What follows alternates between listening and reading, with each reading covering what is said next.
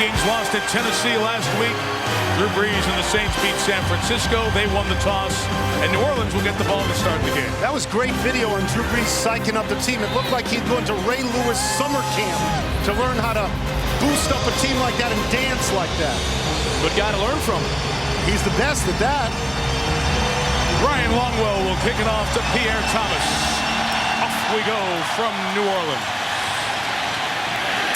2 yards deep. Thomas will bring it out and have a lot of room on that left side. The kicker Longwell hits him, got the angle on him, but the Saints will start in Viking territory. 56-yard kickoff return to open the night by Pierre Thomas. Excellent job by Pierre Thomas. You'll see him set the wedge right here. Now he veers from the wedge to the outside. Once he gets the block, that allows him to get to the outside. Here it's just great running by Pierre Thomas. Boy, that'll ignite the crowd. It'll ignite the Saints. And now, field position is important. They're at the 47-yard line. The playbook is wide open. They'll be aggressive in this area of the field. Well, you expect them to pass 70 times anyway. 50. Credit Osama Young with a great block on that kick return, and Brees in the offense begin it in Viking territory. And the first play, a reverse in the hands of Devery Henderson. Down at the 40, but a good first down gain of 7 on the reverse for Henderson, 50-year receiver out of LSU. Let's go through the Saints on offense, and the big headline: Deuce McAllister came back. You will see him with Reggie Bush. He had surgery on both knees. Injury-wise, Marcus Colston, David Patton, the starting receivers, Jeremy Shockey all out. But Jaws, why has the pass game dropped off without them? Well, it really has, because you got Drew Brees at quarterback, and I love what he told us in our production meetings as wide receivers. Be where you're supposed to be, and I'll get you the ball. That's confidence. Lance Moore is one of the guys who stepped in for Colston and Patton. A couple of big games. Brees to Bush. First down, Reggie. To the 31-yard line. Cedric Griffin brought him down. Mike, that was a vintage Drew Brees. 3-step drop. He looked to his right, nothing there. He looked over the middle, nothing there. He finally comes out to the left side, finds Reggie Bush. That's why Drew Brees is so efficient as a quarterback. He gets through his reading progression quickly and finds the open receiver.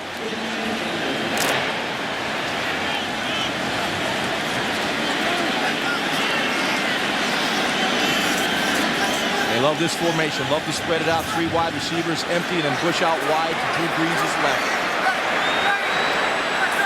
Vikings adjust with a half dozen DBs, and Brees throws complete to his tight end, Billy Miller, who has a first down and a gain, or gets a 6 on the first down, I should say. I don't think you can overstate this, Jaws. He's missing his tight end. He's missing starting wide receivers, including Colston, who's the best on the team. He's completed passes to 13 different people this year. He could find you and me if he had to. I mean, you just can't say, well, he's good. He's well more than good at this point. He's a great quarterback at the moment, is he not? Right now, there's a quarterback in this league playing the game as well as Drew Brees is. He really has elevated his game despite the injuries. The fans chant for Deuce McAllister. There's a great love affair with McAllister and this team. We mentioned the last 3 years he's had 2 ACL surgeries and microfracture surgery on his right knee. This past year, at the same time they had the other ACL repaired, yet he has come back, saw his most action last week, and was really good. 20 carries, 73 yards. And it's just a very special connection with the tough road he's had, the tough road New Orleans has had. And he's really the adopted son of this Superdome crowd. 3rd and 1. This is down where the Saints have struggled thus far this year. They'll look for it in the air. Brees will run for the first down to the 16. Notice he did not try to hurdle anybody, as we saw yesterday in the Houston game. No hurdling, slide down, hold on to the ball. No Sage Rosenfels move. In Houston, the Vikings defense on the ropes here early. They have great defensive tackles in the Williams, who are unrelated, except they're good and they go to the Pro Bowl. Jared Allen, 15.5 sacks last year, 2 thus far. Big news. Injured reserve out for the season. Starting middle linebacker E.J. Henderson. What's the impact there, Ron? Yeah, discipline. When you lose your middle linebacker, you have a tendency to lose your gap control. And when you look at Herron, he's a young guy. Last week played sparingly, but made some mistakes. In the red zone, where Brees is fabulous, passing complete to Mark Campbell, the tight end, who was broken up by Chad Greenway. When we say fabulous, that's not an overstatement. Look at the numbers. Brees in the red zone. Absolutely ridiculous, these numbers. This is the most important part of the field. You got to score. You can't settle for field goals down here. Look what Drew Brees has done this season. Once again, a quarterback rating of 133.2. And I love the completion percentage. He's 13 of 15 in this area. You've constricted the field down here, and yet he can still squeeze those throws into tight windows. And no interceptions. Does not turn the ball over. In 2 years, 26 touchdown passes down here, 0 interceptions. Very careful with the football. It's 2nd and 10. Bush lined up as a receiver. Brees strike for the end zone. They say the contact incidental, no flag. Incomplete. Charles Gordon, the coverage. Lance Moore, the intended receiver. It'll be 3rd down. And they're going to have a conversation about it first, just to confirm. By rule, there is no pass interference when both players are playing the ball in the feet tangle. No foul. 3rd down. And Hockley explains it as other officials came over. You see the hand there on Moore and then the foot tangling. And if you just look at the feet and determine that, that's an absolutely by-the-book correct call. I would agree with you, Mike. There's a rule that speaks to foot tangling. No feet. No footsies for PI. Pass interference. Great rule. It's in the doctor's shoulder book. 3rd down. Brees. Touchdown. Devery Henderson, his 2nd.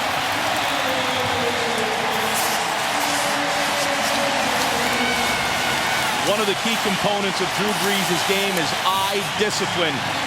On that particular pass, he looked to his right, he pumped to his right. He knew where he wanted to go. You'll see it right here. Look, pumps to the right, comes back to his left. He knows he's got Devery Henderson. That is playing the quarterback position, my friends. One more red zone touchdown, and still no interceptions in the red zone over 2 years. That's 27 touchdown Pretty passes, good. 0 interceptions in the red zone. That'll win some football games. We'll have the game's first flag here as there was movement up front. Ray Edwards of the Vikings came busting over the line. See if he was drawn off. Ball start by the center. Move the ball forward. 5-yard penalty. Re-kick.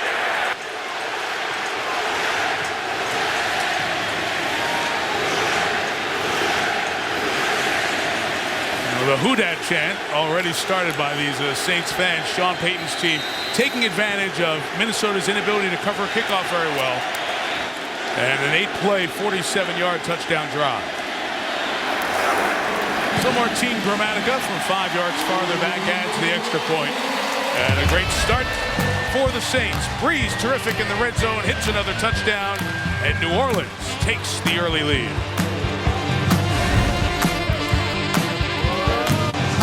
What is this person doing? Something very dangerous. I don't. She's about to perform animal dentistry on an alligator.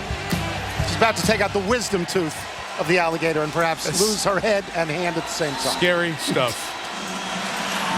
All the unique sights that you find down here in the bayou. So the Saints, not a great kickoff coverage team in their own right. Saw Minnesota, a bad coverage team, give them a short field. Now let's see what Maurice Hicks can do. To the 33-yard line. Finally stopped by Jelon Dunbar, the linebacker. Oh, Drew Brees got in a good field position, walked him down the field. The Saints on the board. Now Minnesota's response. A beautiful day in New Orleans. Some clouds have rolled in late afternoon, a little shower, but it's been nice down here in the last few weeks. Far cry from late August. Gus Frerotte, age 37. Third game as the Vikings starting quarterback gives to Adrian Peterson, who gains about 2.5 yards on his opening carry. So Peterson, number 7 pick in the draft back in 2007. Offensive Rookie of the Year, as we mentioned, take his numbers from last year and this. And he is 6th all-time. First 18 games of the NFL career. It's about 2,400 yards, or I should say 240 yards behind Eric Dickerson, who had the most to start his career. And you got to believe we'll see a heavy dose of Adrian Peterson this evening against the depleted interior line for the New Orleans Saints.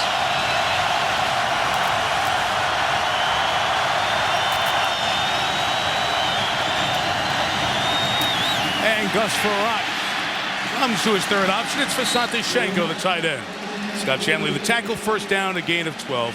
For Farrat, 15 years in the league, out of Tulsa. Tavares Jackson, who was their second-round pick when Brad Childress got here in 06.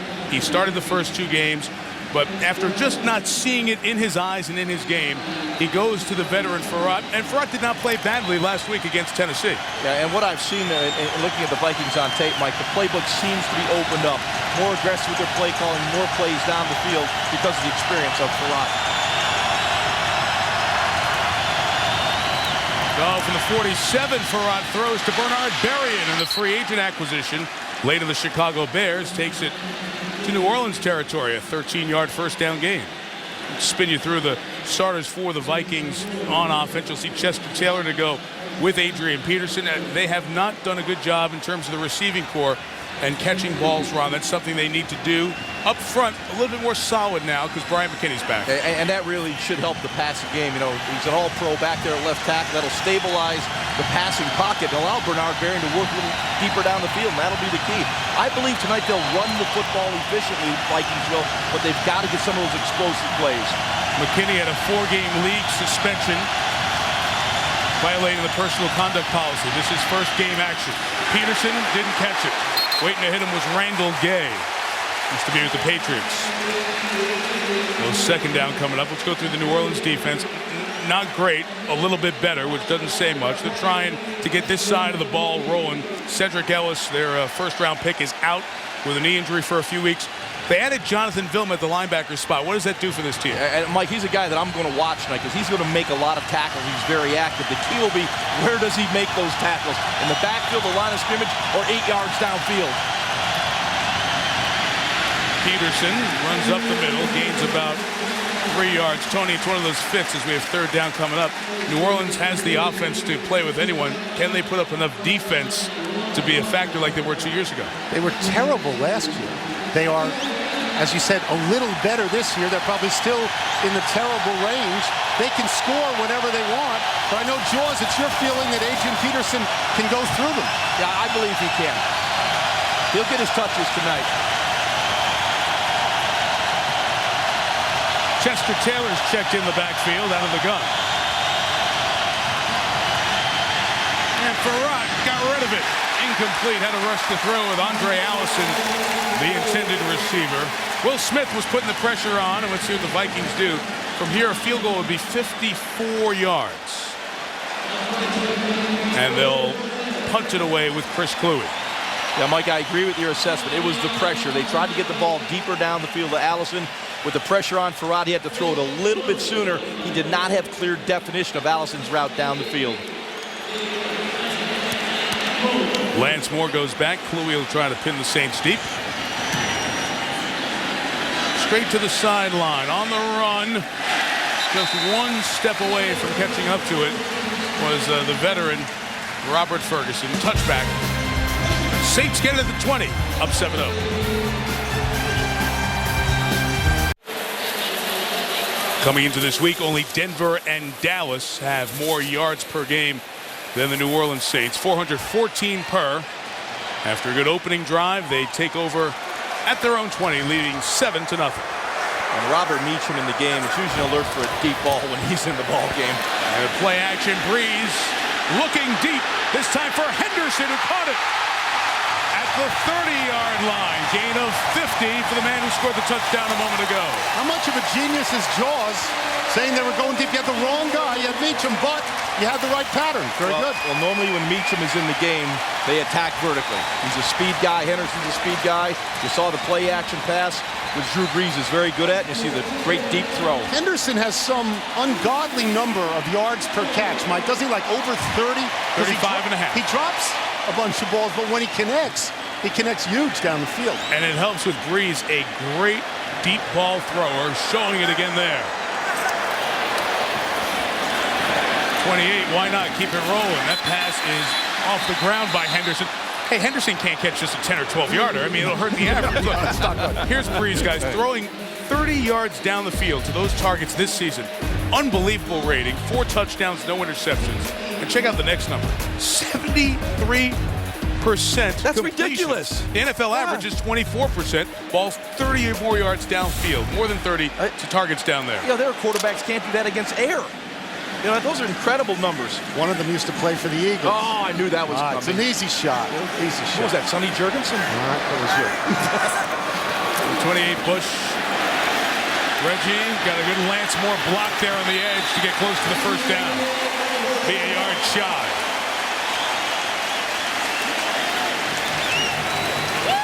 Third and 1 coming up. Yeah, right now the New Orleans Saints are taking what they want. They're throwing the football, the deep ball, the short possession game. They're running the football. They have control of this football game offensively right now. Brad Childress wanted a hold on Lance Moore, blocking on the side there.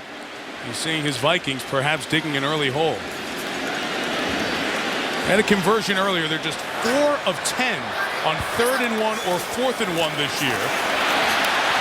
Bush got a block from Carney, but a flag is down as Reggie tumbles out of bounds at the 5. Maybe Carney extended the arm on the edge, and a hold will come up here. Yeah, and so much we talk about Adrian Peterson's speed to the outside. You could see the burst that Reggie Bush has as well, but you'll see Carney. Holding, offense number 44, 10-yard penalty, repeat 3rd down.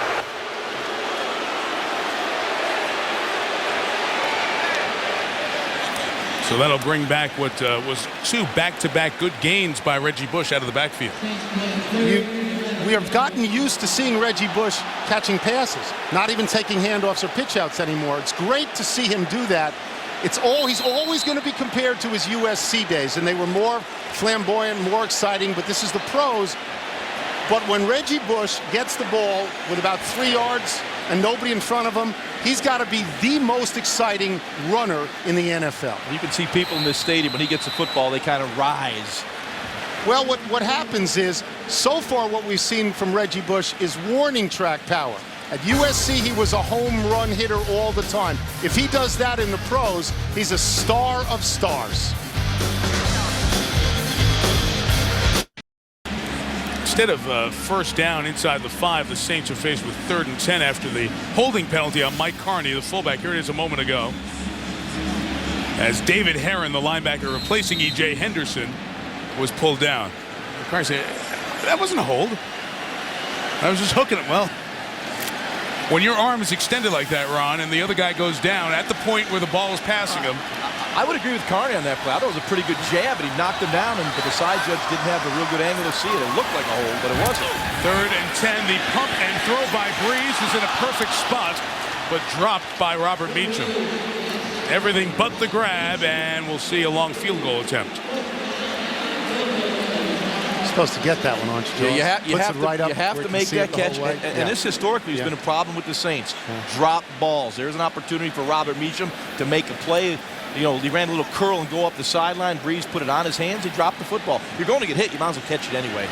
46-yarder for the 9th-year veteran Martin Gramatica, who missed a 43-yarder in the last couple of minutes against Denver.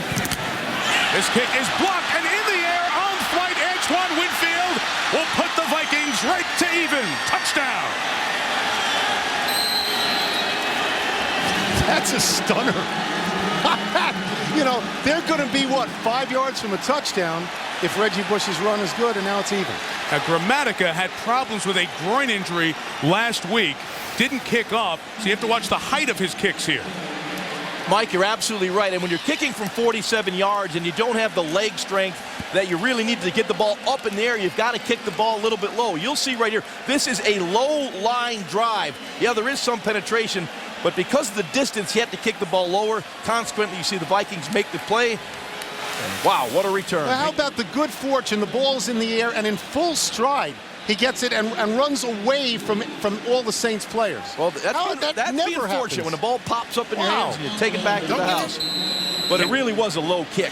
The Pro Bowl defensive tackle Kevin Williams, one of the best ones in the league, the penetration and the kick block, and the extra point is added by Ryan Longwell, and a sudden turn of events. 3 yards from maybe going up 14-0. Winfield, the veteran, catches the Kevin Williams block in flight, takes it the distance. Game tied at 7.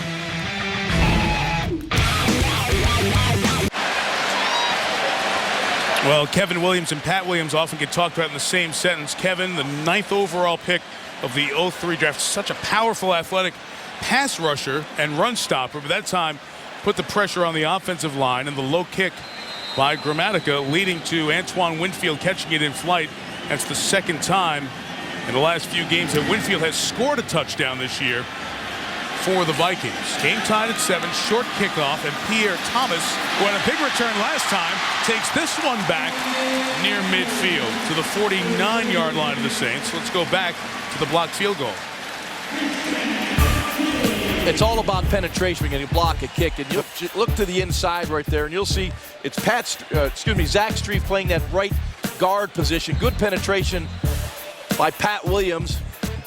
Knocks the ball up, and you'll see it right here. Look at all the arms up. Penetrate and get the arms up. Low kick. Antoine Winfield in perfect position to take it back. It's astonishing stuff. The Vikings have been around for quite some time. 48 years. First time they had a blocked field goal taken back for a touchdown. Mark Campbell tries to get it back for the Saints, and again right near the first down marker. Let's look at what just happened in this game. The New Orleans Saints are going to go up 14-0, are they not? Probably. They're going to be at home. The Vikings, a 1-3 record, desperate to win, are going to be down 14 points on the road without the passing attack to catch up, and boom, now it's 7-7. Totally game-changing deal. No huddle, back to Campbell. First down to the 34, gain of 7. Well, the Vikings defense better calm down because Drew Brees is taking his football team up and down the field. You take away that holding penalty, I would agree, Tony, they probably would have scored on that drive. But right now, the Vikings defense has no answers for the Saints offense. And Drew Brees beautifully mixing up the run, the deep ball, the short game, the play action passing, high percentage passing. They're moving up and down the field at will. Just don't get in field goal position. Just make sure you punch it in. Good point. Saints averaging 8 yards a play thus far tonight. Brees gets it to his other tight end, Billy Miller. An athletic effort by Miller. 9th year out of USC. And Jeremy Shockey says, you gotta step in, do a great job, keep going. Yeah, really well-designed play by Sean Payton. He is a beautiful designer of offense. They leaked Reggie Bush out to the left side. Of course, Reggie Bush leaves the backfield. The whole defense is going to key on him. But they had a screen set up backside. And of course, Miller did a great job of setting it up and cutting back inside. Saints bring Aaron Stecker in the game to join Lance Moore, Devery Henderson, and Bush. Toss to Bush. Stecker got a nice block on the edge, and Bush is a first down before Ben Lieber pulled him down to the 17. We've got two guys tonight, Adrian Peterson and Reggie Bush, that every time they get the ball in their hands, you can hear people inhale just a little bit, wondering what's going to happen. The sense of excitement each time they get their hands on the ball. And Reggie Bush, who has found it hard going as a running back in this league and has talked openly about that, the sort of frustrations of it, he's real close tonight. He's real close from popping one. Yeah, and John Stinchcomb did a great job of getting him on the perimeter.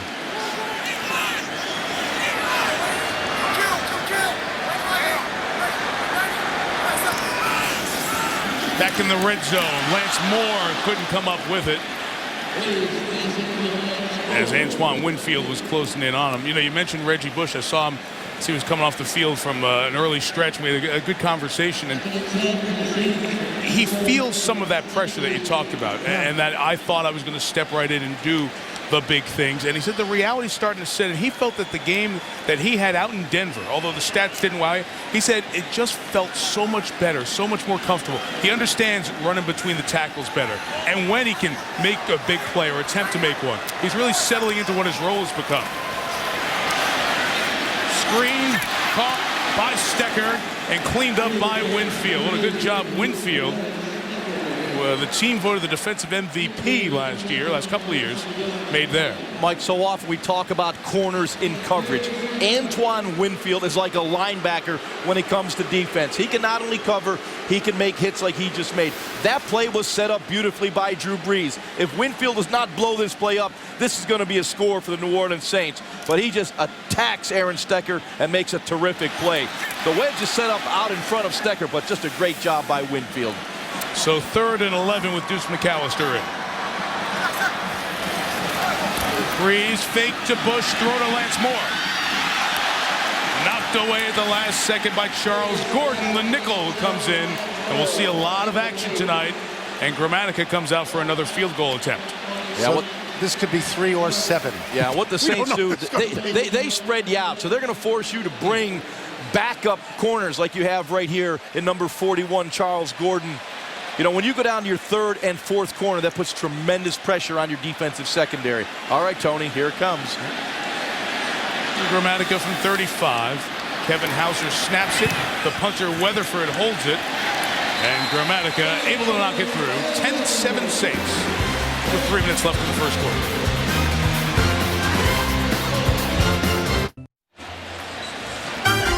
Next Monday night, we go to Cleveland to see the Super Bowl champs, the undefeated Super Bowl champion Giants, against the Cleveland Browns, 1-3 off their bye week. See 8:30 Eastern for Monday Night Football.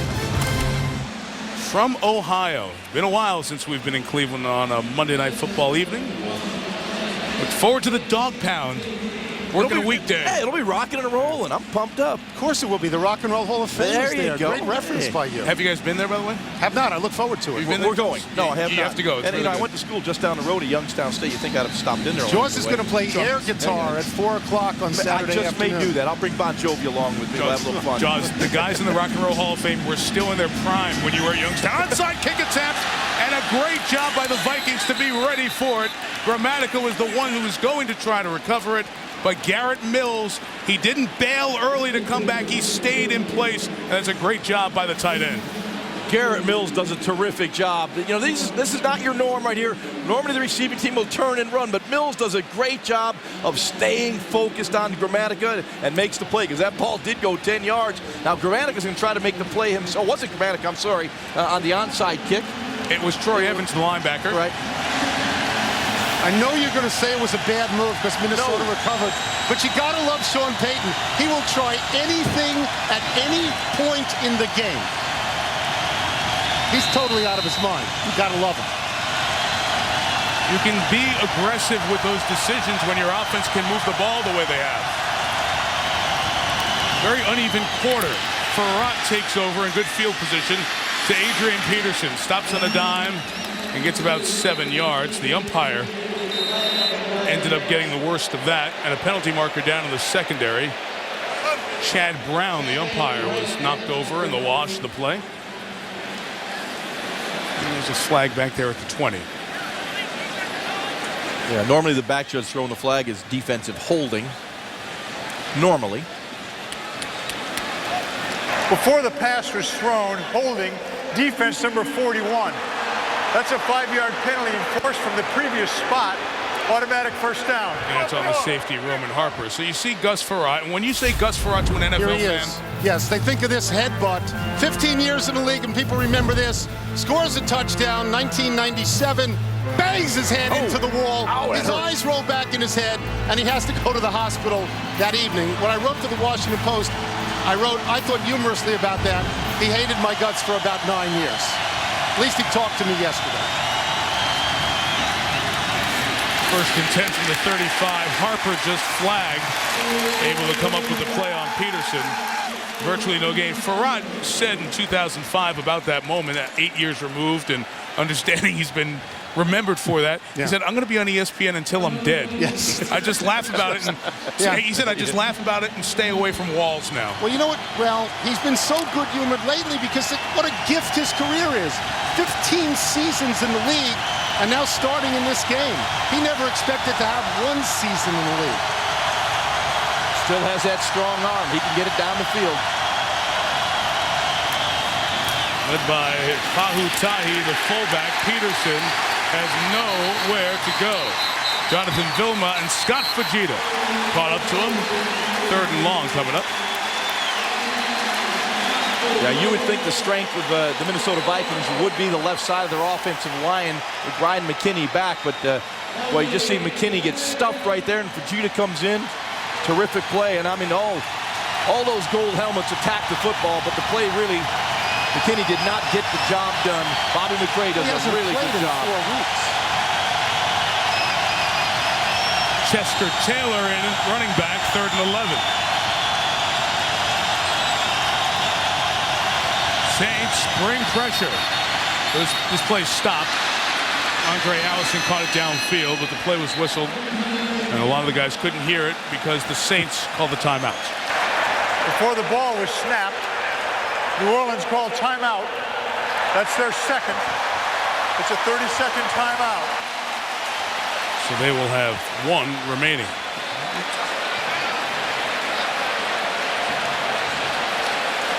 Let's go back to Gus Frerotte if we can. Gus Frerotte was drafted by the Washington Redskins in 1994. Heath Shuler was drafted number 3 overall by the Redskins. Norv Turner was going to make him into Troy Aikman. Gus Frerotte was an afterthought. Heath Shuler is now a congressman in western North Carolina, and Frerotte practiced crazy. Knowing him and knowing he's making decisions for our country, and of course he laughed good-humoredly about that, but Frerotte, the 197th pick, he's not supposed to make the team. He makes the team, supplants Heath Shuler, and stays in the league 15 seasons. He's the only drafted quarterback from that year still active in the NFL. Great story. You mentioned Shuler's a congressman. He's a Democrat out of North Carolina. Carl Mumpower is running against him for a seat. Got to have equal time. We're only 30 days away from an election. Got to be PC, Mike. That's in western North Carolina. 3rd and 11. Zone blitz. They drop some linemen. Frerotte pumps and just throws it away and incomplete. We'll have 4th down coming up. He's going to try a field goal. This should be a 52-yarder with Ryan Longwell, and that's what they'll do. Really nice job by Gary Gibbs, the defensive coordinator for the Saints. He went to a 3-man rush, dropped 8 into coverage, and really squeezed down the windows where Frerotte can throw the football. Good decision by Gus not to try to squeeze one and get it picked off. This is going to officially be a 53-yarder, Jaws. He's just 2 of 7 with the Vikings, trying field goals over 50 yards.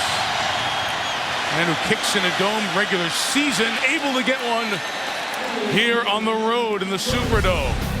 So New Orleans has controlled the quarter, but the Vikings have tied the game.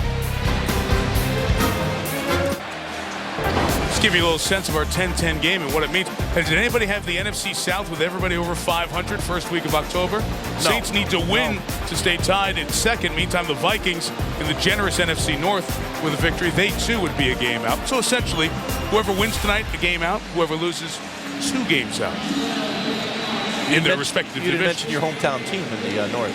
The Lions? They've spoken for themselves quite well so far, haven't they? Pierre Thomas has had 2 very good kick returns so far tonight. And the Vikings a little bit better on this one. Much better, actually. They're shy of the 20-yard line. So Breeze comes back out. Tony mentioned the Sean Payton aggressive go for the onside kick there. Just for perspective, a surprise onside kick, not one in the last couple of minutes when you're trying to get back in the game. The surprise ones like that. Over the last 5 years, they have a 65% success rate. 2 out of 3 times it works. That's really good. So that's why you really have to credit the Vikings special teams for being aware and making a good play to give them a field goal, essentially. Short field, they cashed it in with 3.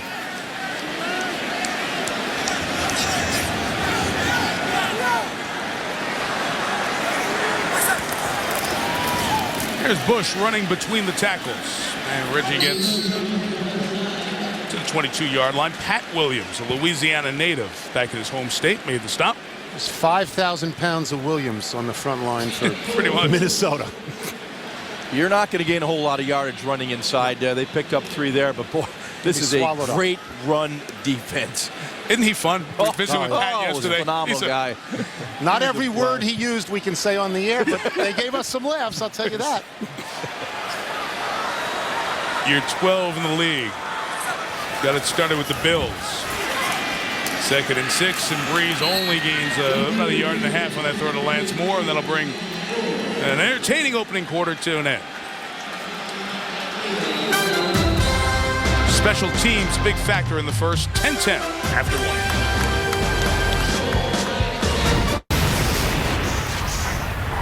Quarter 2. Not too far from the French Quarter. Here in New Orleans, Louisiana, Mike Tirico, Tony Kornheiser, Ron Jaworski, our entire Monday Night Football team. Susie Culver with us on the sideline as well. All tied at 10 in a quarter where New Orleans had 148 yards and Minnesota 30. There's no way this should be 10-10. It should be 17-3. There's a lot of ways to score, Tony. Blocked field goal return for a touchdown. It's one way.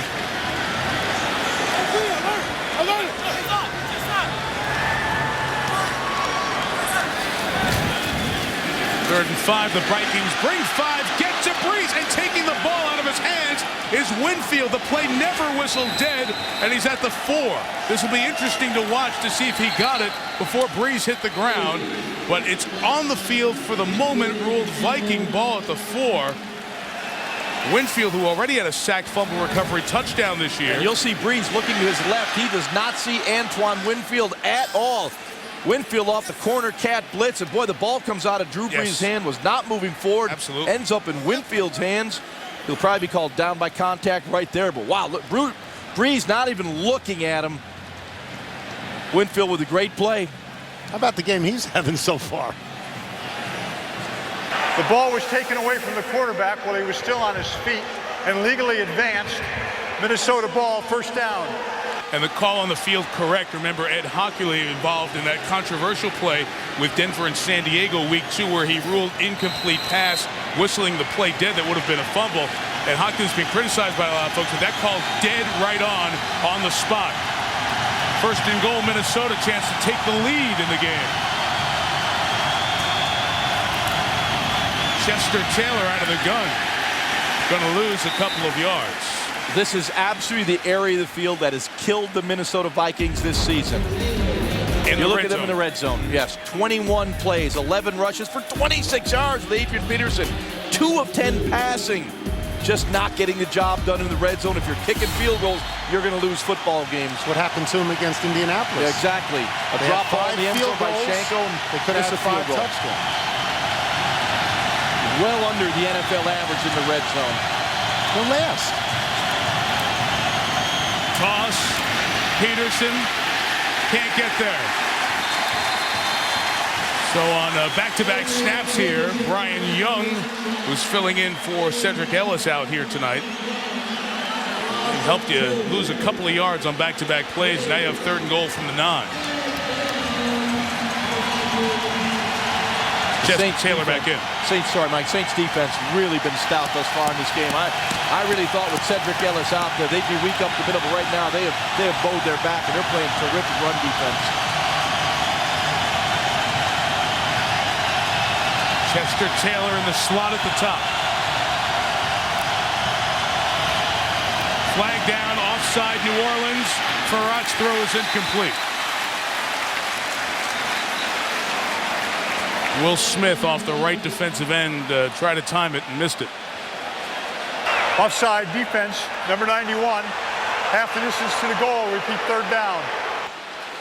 Take them down to the 4.5.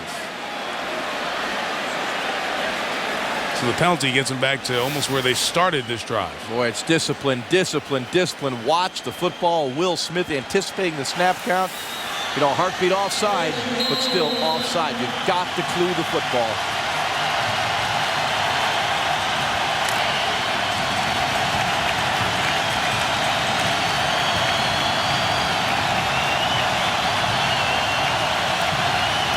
Running back is Taylor down here, who looks to throw for Shanko. Held on. Touchdown. Well, when you're struggling in the red zone, you can't run it, you can't throw it with your quarterback. Let's go to a gimme the gadget play, and it worked. Chester Taylor did a real nice job of drawing the defense of the Saints to him and lofted what was, kind of a little Hail Mary up there.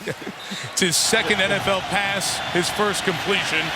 Obviously, 1st touchdown. And kind of when you see Taylor get the ball back there, you think for a second, why are they going to run it from the 4.5, not with Adrian Peterson?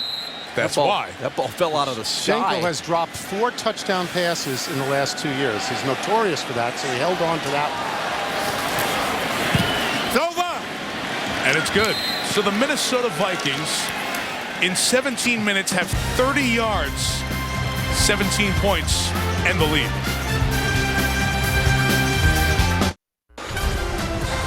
ESPN's Monday Night Football is brought to you by Capital One Card Lab at CapitalOne.com. What's in your wallet? This season, find everything you need to fall forward only at Sears. The UPS Store, the place for mailbox services and a whole lot more. And Acura Advance. Back here in the Crescent City, where Minnesota's capitalized on a blocked field goal, a failed onside kick, sack and a fumble, an offside penalty on 3rd and goal, and Antoine Winfield has been the cash-in guy. And Drew Brees and the Saints in a 7-point hole. 2 good, 1 not so good kick returns for Pierre Thomas. Pick this one up in the 5, and this one's good again. All the way out to the 46. You just cannot give Drew Brees this kind of field position. Your difference maker tonight, the 10th-year man out of Ohio State, first rounder in '99, Antoine Winfield, after the Kevin Williams block, catches it in stride and takes it the distance, making a big play here on Aaron Stecker on a screen pass. He is a big hitter on defense, usually in the run game, and thereon gets it out from Brees. This was a great play by Antoine Winfield because, in theory, he was in pass coverage on Billy Miller, number 83. When he saw Billy Miller block, it's called a green dog. Then he goes after the quarterback. So very instinctive play by Antoine Winfield. The 47, Brees has his pass knocked down by Kevin Williams. Here's John Anderson with the Sports Center right now. Thank you, Mike. The amazing Rays roll on. B.J. Upton homered twice to lead Tampa Bay to a 6-2 win over the White Sox. Rays take the series 3-1 and now move into the ALCS against either the Red Sox or Angels. They are currently in progress. Eagles running back Brian Westbrook suffered 2 broken ribs during Sunday's loss to Washington. He's a tough guy as he plans to play this week against San Francisco. Already missed 1 game with a bad ankle. Full Sports Center after the game. Stay current with ESPN News. That's right, John. Brian Westbrook told ESPN Radio today he plans to play in the game next week. Brees play action. Coming over for Lance Moore. Takes it out of bounds in front of Cedric Griffin, a first down in Viking territory at the 41. The gain was 12. As we watch Drew Brees, we should know that his relationship with Sean Payton has been described by both men as perfect. Payton said, we're both half-full guys. If we're down 21-0 in the 3rd quarter, we feel like we got them just where we want them. He said he wouldn't trade him for anyone. Brees said, I wouldn't want to play for anybody else. So that's a mutual admiration society, matching 2 guys with similar outlooks towards football. Brees lost the snap, got it back, and lost a yard. Pat Williams touches him down. Now, you ask people, when they say something like, I wouldn't trade him for anyone, I mean, you sort of say anyone, like Tom Brady, like Peyton Manning, and Peyton repeats anyone. The same thing with Brees. I wouldn't want to play for anybody else. You say, really, anybody else? I mean, you know, in some countries, these guys are picking out furniture. It's like, I mean, they have found the right mate in terms of coach and quarterback. There's like an unspoken thing that goes on, and Brees becomes the person who carries out the will of Peyton. It's been great since Brees got here. 2nd and 12, looking towards Reggie. Here's Bush in space. First down across there, inside the 30, I should say. And a gain of a dozen. Yeah, and Drew Brees did a terrific job of reading the blitz. Chad Greenway came off the edge. He knew he had Bush. You'll see him out on the left side of the screen there, uncovered because of the blitz. He's all over the place. You'll see Reggie Bush in the slot, out wide, in the stack position right there. This is a terrific job by Drew Brees of knowing where to go with the football when the blitz came. Had him outnumbered on the perimeter.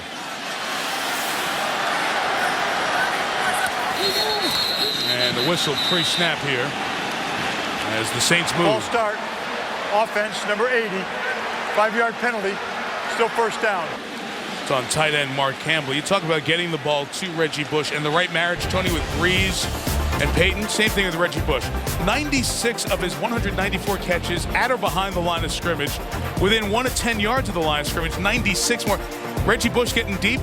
Only 2 receptions here in 2+ seasons now, beyond 10 yards from the line of scrimmage. They're like handoffs, right? That's right. the way they get Reggie Bush the ball without handing it off. They just throw it short to him. That's a good way to use him. He's a satellite. Get him in space. Here he is running from the 35 and trying to bounce it outside. Chased down by Greenway, and the ball came out. And Minnesota has it and forward, lateraling it.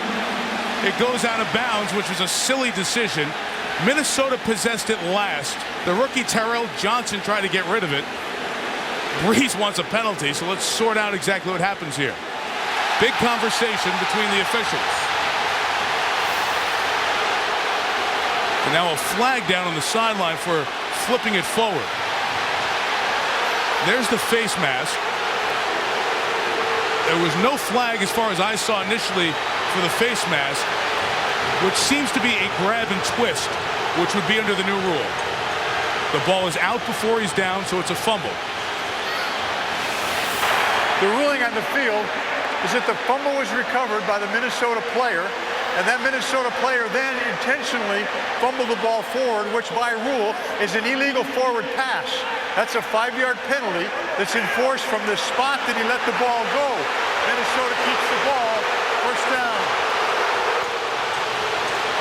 Ed Hochuli explaining that exactly right. Now you say you go to review with the whole fumble thing, you can't review a face mask flag. Yeah, Mike, the explanation was right.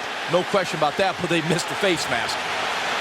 The decision by the rookie Terrell Johnson is almost incomprehensible. I don't know what you're thinking to try to flip it forward. And Sean Payton is saying, look at that up on the screen. It was clearly a face mask that they keep replaying over and over here in New Orleans. Doesn't matter. Turnover, Viking ball.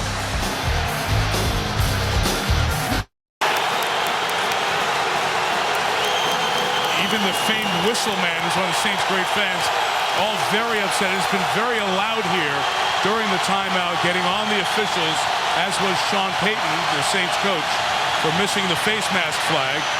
Viking ball. Farrat's pass is incomplete. Now, Ed Hochuli's crew has been involved. Now, Ed did not have this call. Let's just go back to real speed. When you see the head jerk, usually a face mask flag comes out. That's why it did not. That's why everyone's so upset about it. And then the ball is punched out by the man who face masked Bush, with Chad Greenway. There's another question play coming up right now, Mike, which this crowd's now in a frenzy. That's right. As we were looking at that replay, I'm not sure they had marked that as a catch initially. Is that correct? Yes, they did.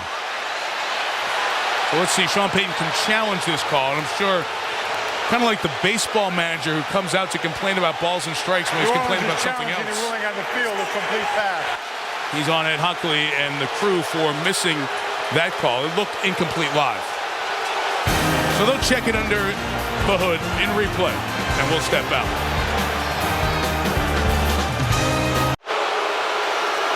Okay, we're back. Sean Payton's still yelling at the officials. You'd have to move beyond this at some point and get back to your team. Now, they've reviewed that play. Ed's looked at it. It looked incomplete live. It looked incomplete on every replay. So we'll likely bring it back to 2nd and 10. And as Ed gets ready to tell everybody, Ed Hochuli, the official, here is the replay look, definitive one here. Nose of the ball clearly hits the ground. The ball skipped off the ground. Therefore, it was an incomplete pass. It's 2nd and 10. Reset the clock to 10:54. 10:54 on the clock. This may mollify the crowd in here getting that call, but it's not going to make it any easier. The call that was missed before on the face mask of Reggie Bush. And there's nothing you can do if you uncover this while looking at a replay and that was missed. You can't go back and make it right. But it's a tough time for Ed Hochuli coming out of that fumble that he missed in Denver. He's the head official here. All the bad calls are associated with him. I mean, you can't win for losing on some level. And it is, you know, it sort of trails him wherever he goes this year. Tough time. Off the incomplete pass. 2nd and 10 for Gus Frerotte. Screen set up and was nearly intercepted through the arms of Kendrick Clancy. Antoine Lake brought the pressure. So let's go back to that play you're talking about. This is week 2, Denver and San Diego.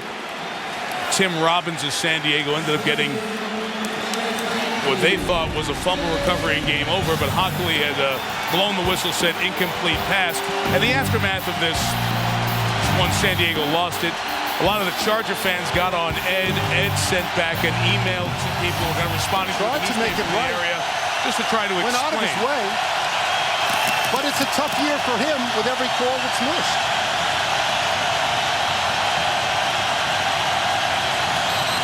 Offside flag coming up here on New Orleans. Plays dead. Bobby McCray was offside, so we'll have 3rd and 5 coming up.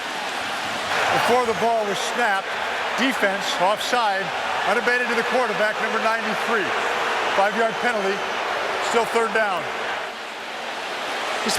My thing on Hockley is that everything sort of attaches to it. He didn't even miss that call. You know, in the face mask, that's not even his call. But you see Ed Hockley, you see a call that you don't like. It's replayed 1,000 times here and all across the country, obviously. And so it becomes hard on him. He drops in my fantasy referee draft. He's not a first rounder anymore.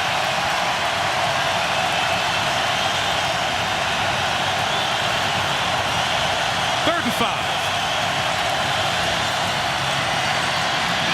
Oh, what a catch by Bernard Berrien for the first down at the 45-yard line. Pick up a 15 and a good grab by Berrien. Yeah, really good job by Bernard Berrien. He's going to have a press core on him, Tracy Porter, as he comes in motion. You'll see him just get up and try to ride that route to the inside. Ball a little bit behind Bernard Berrien, but what a great catch. Reaches back with one hand, pulls it in. It looks like Tracy Porter thought he may get a pick right there. Berrien with a great catch. Adrian Peterson's been quiet, 5 carries, 2 yards.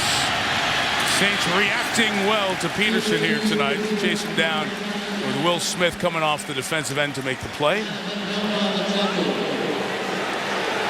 Now, the Vikings coming into this game thought they should and would be able to run the football against this Saints defense. You know, when you got a great running back, you like Adrian Peterson, and rock solid offensive line, you would think they would, but certainly the way this game has played out, the Saints defense has been rock solid.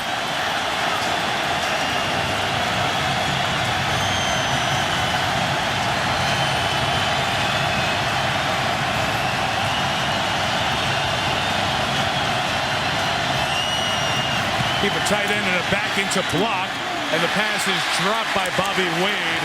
He's getting the start because Sidney Rice is out with a knee injury. Rice hasn't done much of anything this year. Third down coming up.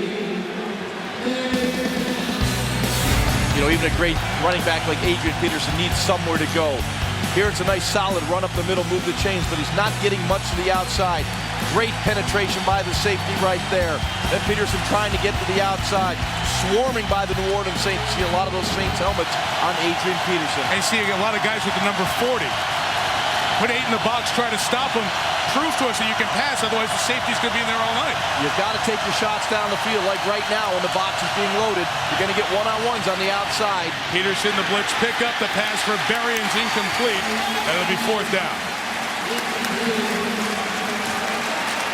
Charles Grant brought some heat. And for all the uptight moments for the crowd and for Sean Payton and everyone else, the Vikings will get nothing out of it, and Chris Kluwe will kick it away. Yeah, Mike, in that last play, excellent coverage once again by Tracy Porter. You know, the rookie has been playing very well. They put him in that press position. He can play in that position as well as off. It's been a real surprise. Lance Moore for the fair catch. And the Saints will take it over at their own 12. 31 yards to kick, but it's all net yardage. And Breeze and the Saints down 7.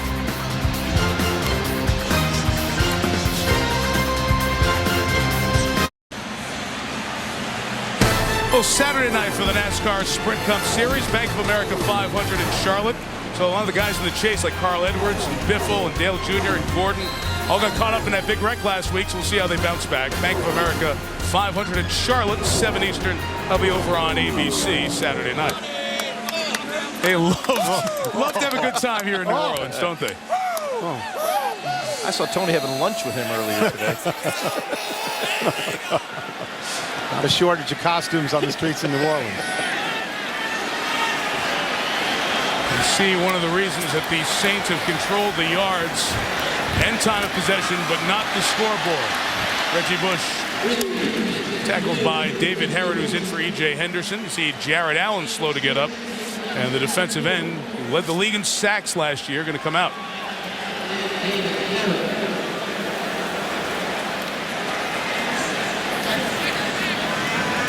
Let's see what happened to him. See Jared Allen, number 69, coming around the corner, leaping over the pile. Just see, he landed on his hip. It was very painful hip pointers. Brian Robinson checks in for him, and the pass to Mark Campbell takes New Orleans to the 42-yard line. A first down pickup of 22 with Sharper and Herron making the stop. Yeah, beautifully designed play by Sean Payton. You really go with the play action fake to Reggie Bush. That'll hold the inside linebacker, give Campbell a little time to get down the field. Just well done. Greenway really in no man's land right there because he's got to respect Reggie Bush on the play fake. And all of a sudden, Campbell sneaks in behind him. Good throw. Really solid catch by Campbell. He knows he's going to take a hit. Back to the air, right back to Bush. Take him to the 47-yard line. It's now 4 receptions, I believe, on the night for Reggie. And one thing I like about Reggie Bush on that play, put his nose down and picked up a couple extra yards. As he matures in this passing game, occasionally he's historically had, the tendency to try to make the big play. Now he's understanding, hey, there's nothing wrong with a 4 or 5 yard game. Burrow down there, pick up an extra 2 yards, stay ahead of the down. Now they're in 2nd and 4 rather than 2nd and 8. Good job by Reggie Bush understanding the situation.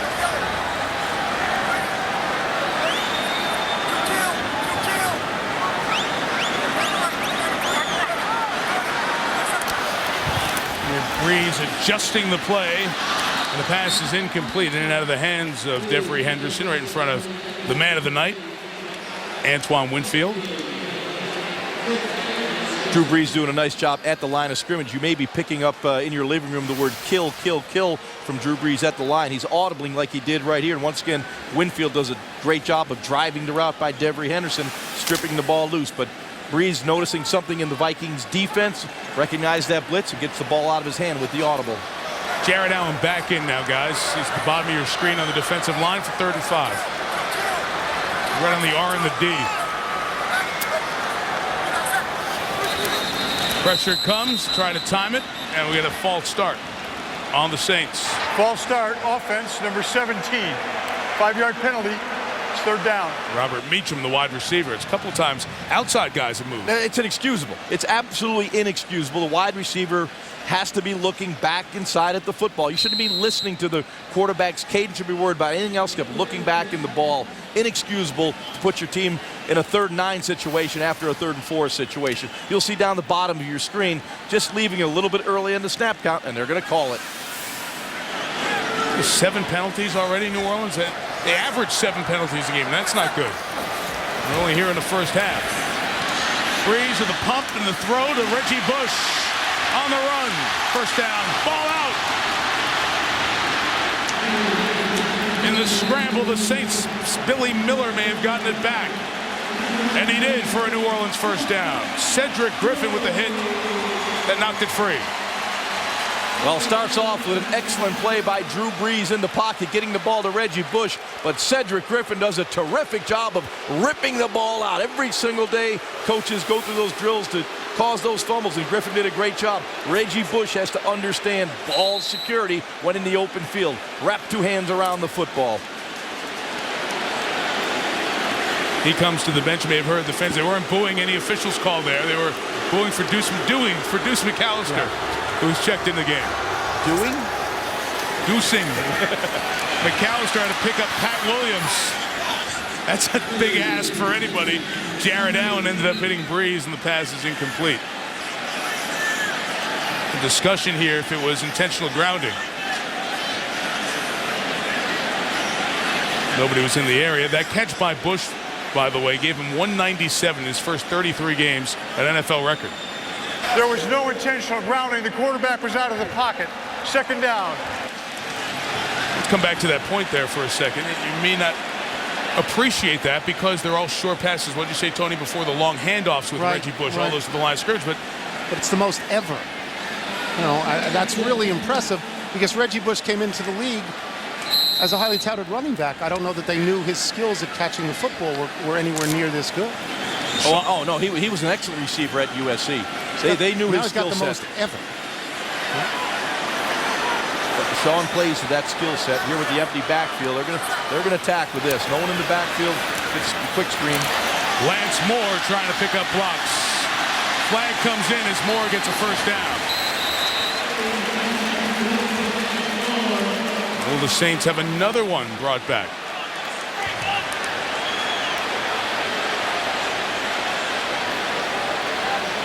They refuse to believe they're going to commit another foul the rest of the night after they were wronged on the Bush play. After the completion, holding, offense number 83.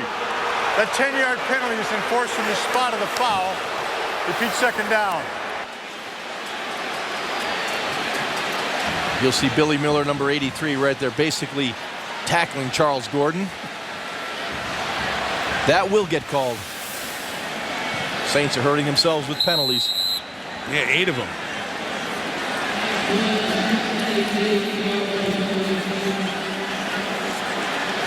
I think Sean was encouraging him to get out of the game.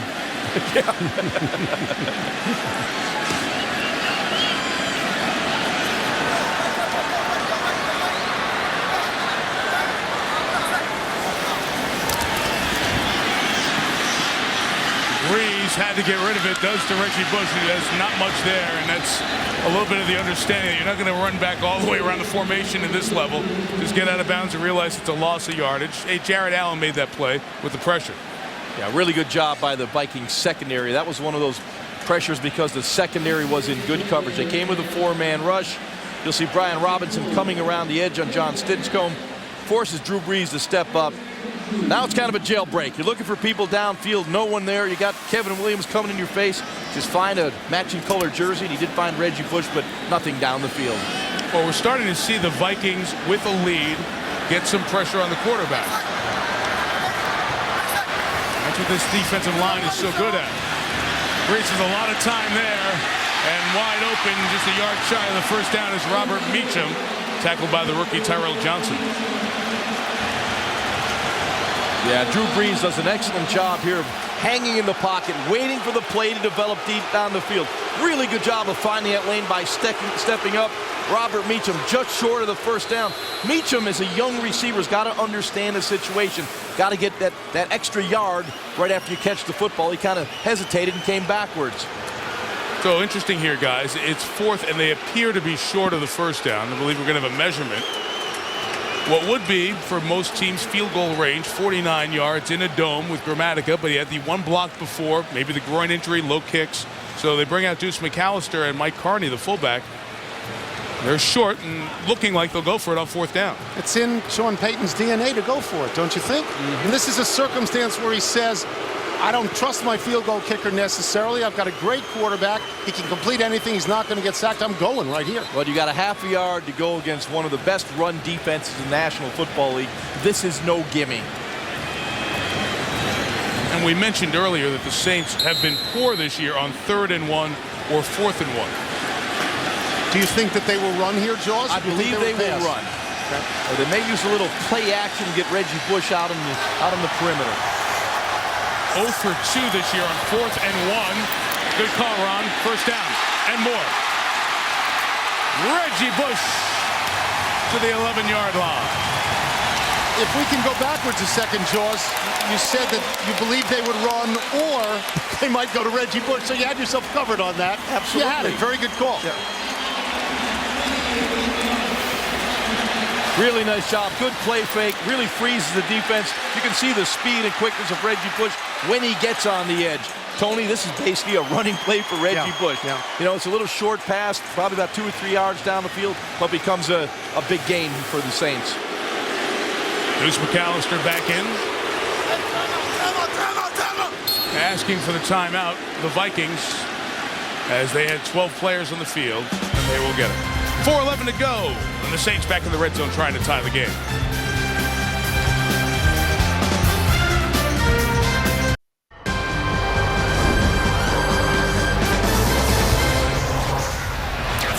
New Orleans Saints trying to do their best here with a key portion of their schedule. 3-game homestand. This is the second Sean Payton's team beat San Francisco 31-17 last week. Next week, Oakland comes in. Remember, they go to London coming up here at the end of the month. So trying to make hay with players injured, but at home. 1st and goal. The 1st and 10, I should say, from the 11. And McAllister has Winfield waiting for him. What a half Antoine Winfield is having. Is there anything Antoine Winfield has not done? Absolutely great diagnosis and reaction to this running play. He sees Carney come at him. That's a big old blocking fullback. He undercuts him and makes the play. Playing like a linebacker. He told me this week that since I was 8, I was playing defensive back, whether safety or corner. He said, and when they were 8 and 9, all people did was run. So that's how I got good at being a great run stopper. He's one of the best run stoppers at his position. He just made an amazing play. 2nd and 11. Breeze throwing for Lance Moore and caught out of the air by Ben Lieber, who was not touched down and now comes down at the 14. This half of miscues continues for the Saints, who've turned it over 3 times. Now, turnovers and penalties are killing the Saints right now. They are really out of rhythm. You'll see Breeze making the throw right here. He's got Lance Moore. He throws it low. The ball bounces off his knee, off his hands. Ben Lieber in perfect position to make the pick. They're going to go to halftime, and they're going to look at a stat sheet, and they're going to be miles ahead of Minnesota, except on the scoreboard. Miles ahead. I believe that's the most important statistic, Tony. 3rd career interception for Lieber, and Peterson continues to be stopped. And to that point, Tony, the total yards are going to be completely one-sided at the end of the half, even if the Vikings have a good drive at the end of the first half. Look at it right there. Wow. 6 Wow, times. yeah. I mean, the Saints are on pace for 500 yards in this game, and they're down by a touchdown. And you're right, it was penalties and turnovers. And they were in position to score a million times. They're shooting themselves in the foot, but what they are doing defensively, they're stopping Adrian Peterson right now. And they had the one missed call over there that was part of the turnover that they feel would not have been. Another penalty on New Orleans. Farrat throws to Bobby Wade, who'll get a first down at the 24-yard line. It's interesting that you mention that, because the one flaw with them is Offside defense. defense, number 94. The penalty is declined. The play results in a first down. The great flaw with New Orleans is defense. And they've come out tonight, and as you said, Jaws, they've stopped the #1 rusher, out there against them, Adrian Peterson. Farrat has got, done nothing. They've done nothing offensively, and they're down. New Orleans is down. And the great strength of Minnesota should be their defense, but it's not their pass defense, and we're seeing that tonight.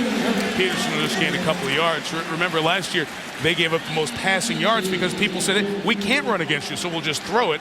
And they were last in the league in pass yards allowed, and they've given up 210 in the first half here tonight. It's really sort of inexplicable that you get in halftime and the Minnesota people will simply be giggling. They're just going to giggle. How are we winning this game? How? Thank you, Antoine. That's right. Peterson just 8 carries for 8 yards. Nothing adds up for Minnesota except this. The Saints are in a giving mood, and the Vikings are taking.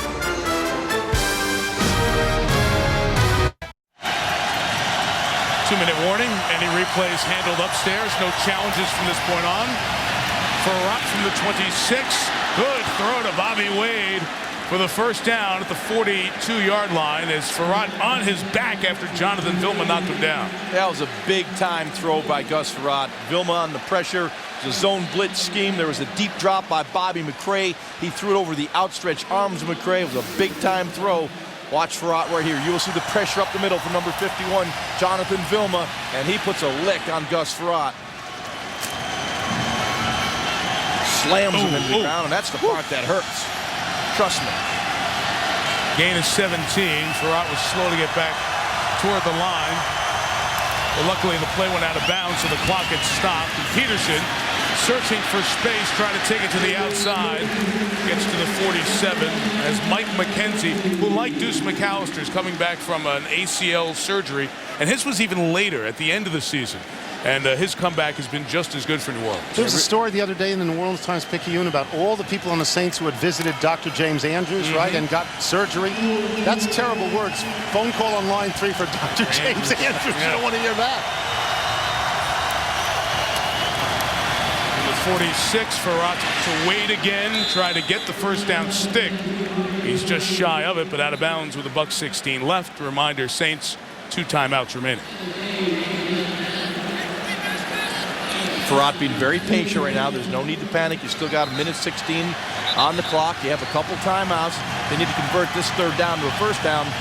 Then they can be aggressive. They're at that point in the field where you can attack a little bit more than if you're backed up.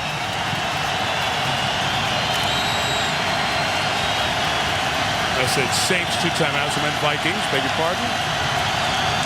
Short yardage. Peterson, the deep back. First down. Ball out. Charles Grant has it for New Orleans. Nobody's called the play dead. Grant laterals to Mike McKenzie down the sideline. And now a whistle blows as he steps out of bounds at the 40. Now again, last 2 minutes. So it'll be looked at upstairs. The runner was ruled down by contact on the 44-yard line. Adrian Peterson hitting up to the inside, and he gets whacked by Jonathan Vilma. Ball is out, but it did look like the knee was down. Let's get a look at it. Minnesota's also called a timeout. That's their second. It's a 30-second timeout. That is very close. That ball may have been coming out before the knee hit. Let's take another close look.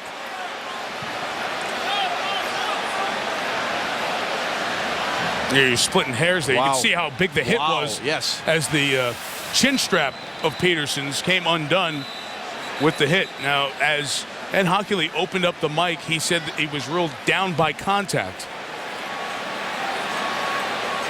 He did have a clear recovery by New Orleans.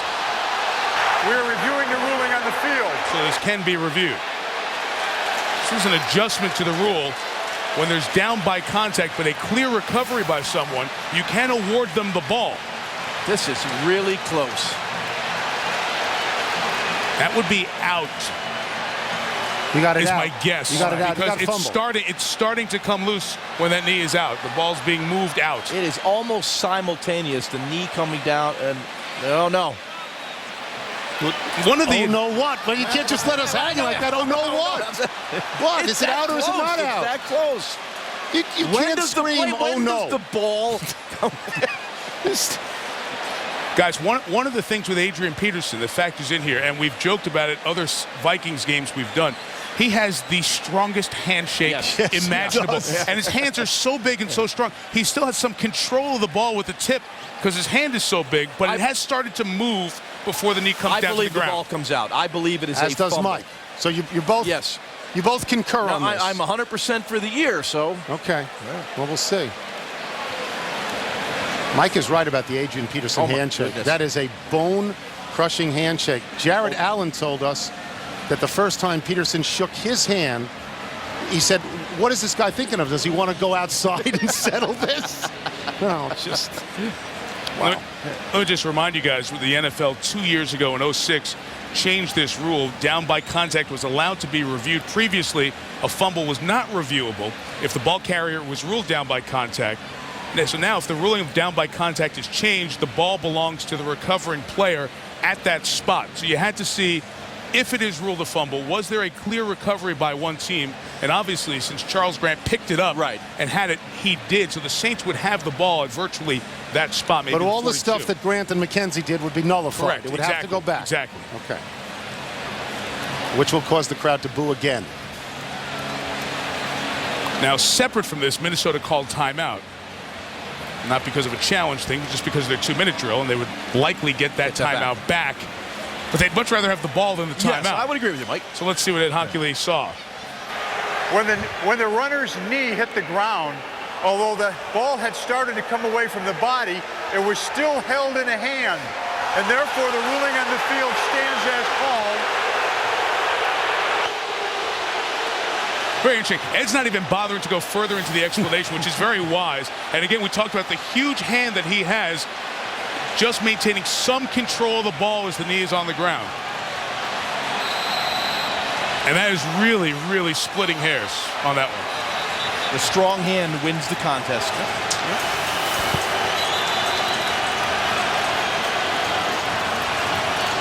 Wow, that was close. So I shouldn't even say you missed that one. I missed that one, yes. Okay. I did. First one of the year. It's all right. Darn. Okay, so the Vikings will still have used that timeout that they called because the play didn't change, because they stopped the clock there. Minute 11 left. One timeout, Minnesota. Their ball in New Orleans territory. And they'll run with Chester Taylor, who gains 5 to the 39. Vikings could be working toward field goal range as well. As the clock runs, a reminder of the Toyota Halftime Show. Chris Berman, Tom Jackson, your fastest 3 minutes. Unsung heroes for the Giants on Read and React. The baseball playoff updates as well. Congratulations to the Tampa Bay Rays. Chris and Tommy have you on the Toyota Halftime Show coming up. Leisurely paced by the Vikings. Timeout left with a first down with Wade at the 32. They're playing for a field goal. I can't understand this. Yeah, I was a little surprised while I was doing the Toyota deal. It was a very leisurely pace. I don't understand. Where's the urgency No here? sense of urgency to get the ball down the field, throw a 5-yard pass. Yes, you get the first down, but got to be a little more aggressive. Tony, you're the big karma guy. I mean, you've had all the karma here in the first half. You know, stick them in the heart. Exactly Go get one right. now. Exactly right. You know? This is a gift that Minnesota is up 17-10. They should be way behind. At this point, you try and go for the end zone. You try and go for a touchdown. Go for the jugular. I mean, the leading touchdown passer in the entire Vikings roster now has 1 on the year. Try and get 2, Gus. I thought you were talking to Chester Taylor. Yes, he's got 1, too. He's tied for the lead. There's a play-action shot to Andre Allison using the sideline out of bounds at the 19-yard line. 24 seconds left in the first down. As they say, 3 tied with 1. Tavares Jackson, Chester Taylor, and Gus Frerotte. And that Minnesota, it's so rare that they score. They're probably stunned and don't know what to do at this point. They are inside the 20. This has been their Achilles heel. Can they turn it around tonight? They got 1 touchdown pass in there. If you weren't with us earlier, they lost yards on 2 runs from the 5 and then went to the halfback pass, Chester Taylor to Visanthe Shenko for their lone offensive touchdown. Run with just 1 timeout to Taylor. Now you have to take your next timeout at the 25-yard line with 18 seconds left. And I think the word curious comes to mind for the play call. This is one of the things that that all the writers in Minnesota talk about, that it's an unimaginative offense. Would you agree with that, Jaws? No question. I mean, it started when they recovered, the fumble. I mean, you got to be more aggressive in that situation. It's almost we're playing for a field goal, and maybe that's what they are. Wouldn't you like to get 24 points in the first half? Absolutely. That's why it's unknown territory for the Vikings this year. Curious play selection. No sense of urgency on this drive. Now, in all likelihood, they're going to end up getting 3 points out of this, but boy, go for the jugular when you get a chance. You remind us every week when you're out of timeouts in situations like this, you are right at the edge where you can run a play and run your field goal unit on. So these shots have to be to the end zone or thrown out of the end zone. Or they can spike it. They can run a play and spike it because it is second down. Yep. Just get everybody back in time. An end zone shot. Going to be out of the end zone, incomplete. Berrien was out of bounds, covered by Tracy Porter, and now 13 seconds left. Well, seriously, the most points they've had in any game this year is 20. Right. I think they're intimidated by the ability to go over 20 here. You see Bernard Berrien covered by Tracy Porter, the ball clearly out. But there's a real fine line right now. 13 seconds, if you catch a ball inbounds, you get a quarterback sack, it's highly unlikely you can regroup and spike the football. Gus Frerotte, really a fine line. If nobody's wide open, the first row in the back of the end zone is a good target, right? From the 15, play action, and a back shoulder throw is incomplete. Tracy Porter, they worked on the rookie, second-round pick out of Indiana, who has opened eyes in the first month of the season here in New Orleans. Did a good job on Berrien, who had a chance to catch this one. Well, and Berrien's one-on-one with Porter, and Frerotte takes the shot. I mean, he throws it a bit to the inside. Porter almost makes the pick. If that ball's to the outside, Bernard Berrien has a chance to make the catch. Longwell, good from 53, has made 42 in a row, 45 yards or less.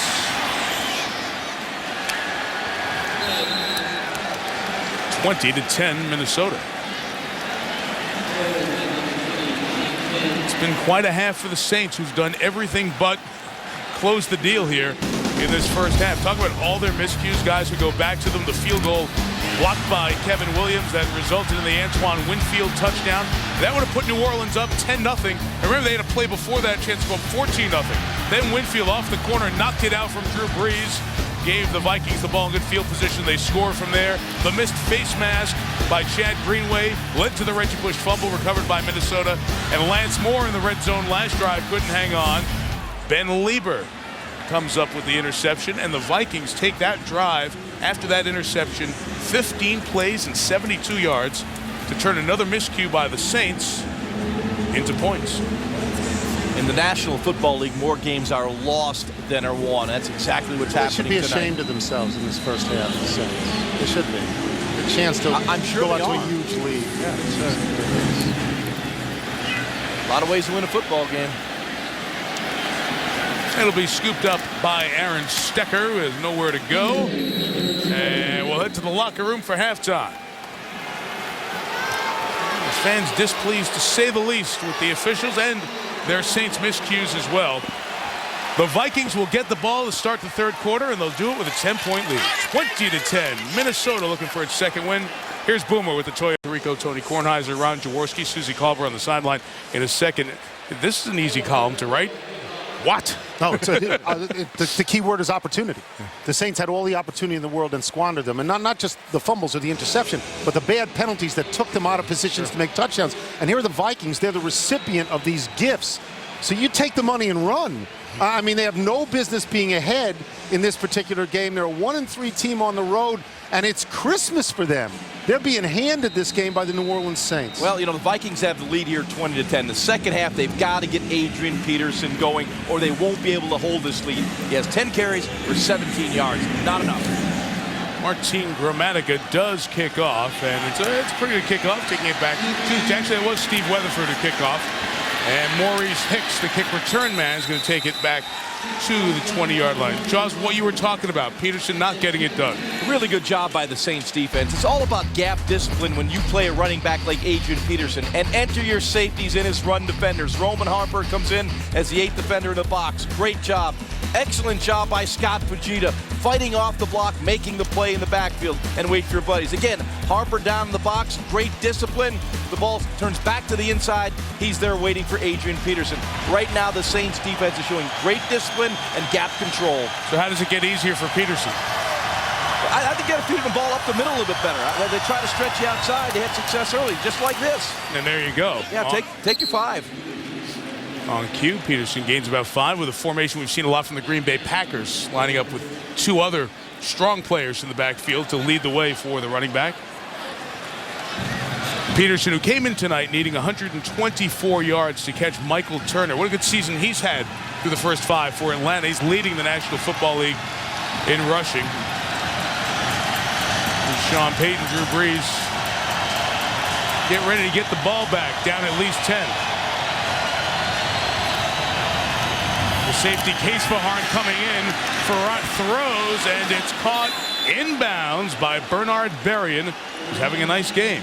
Gain of 12, first down.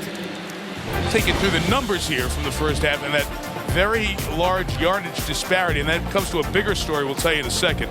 3 turnovers turning into 10 points, and time of possession, like everything else, dominated by the Saints. Now, that yard differential was 130 at the half. The last time a team led by 10 points but was outgained by 130 yards at the half, go back 6 seasons ago, the 0-2 Texans against the Steelers. So we haven't had a game like this in 5+ years in the National Football League. Farrat runs, and Gus gets to the 42 with Jonathan Vilma, who came over from the Jets via trade, making the tackle. Haven't seen him run like that in, 13 years? 13 of his 15 years. That's the last thing you want is Gus Farrat running. And again, the Vikings mixing it up. They put Adrian Peterson out in motion to the outside. They tried to go a little short pass to Shanko, but good job by the Saints on defense. And Gus saw a little lane to run it up in there and picked up 5 yards.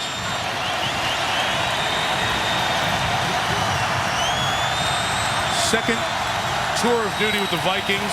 7 NFL teams he's played for.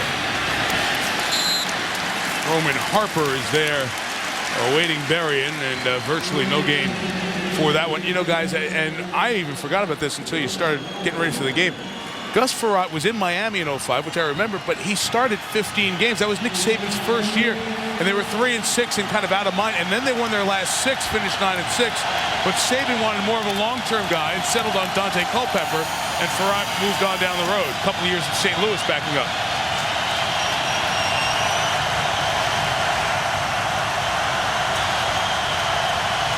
Chester Taylor, the back. Farrat throws incomplete for Bobby Wade, and it'll be 4th down.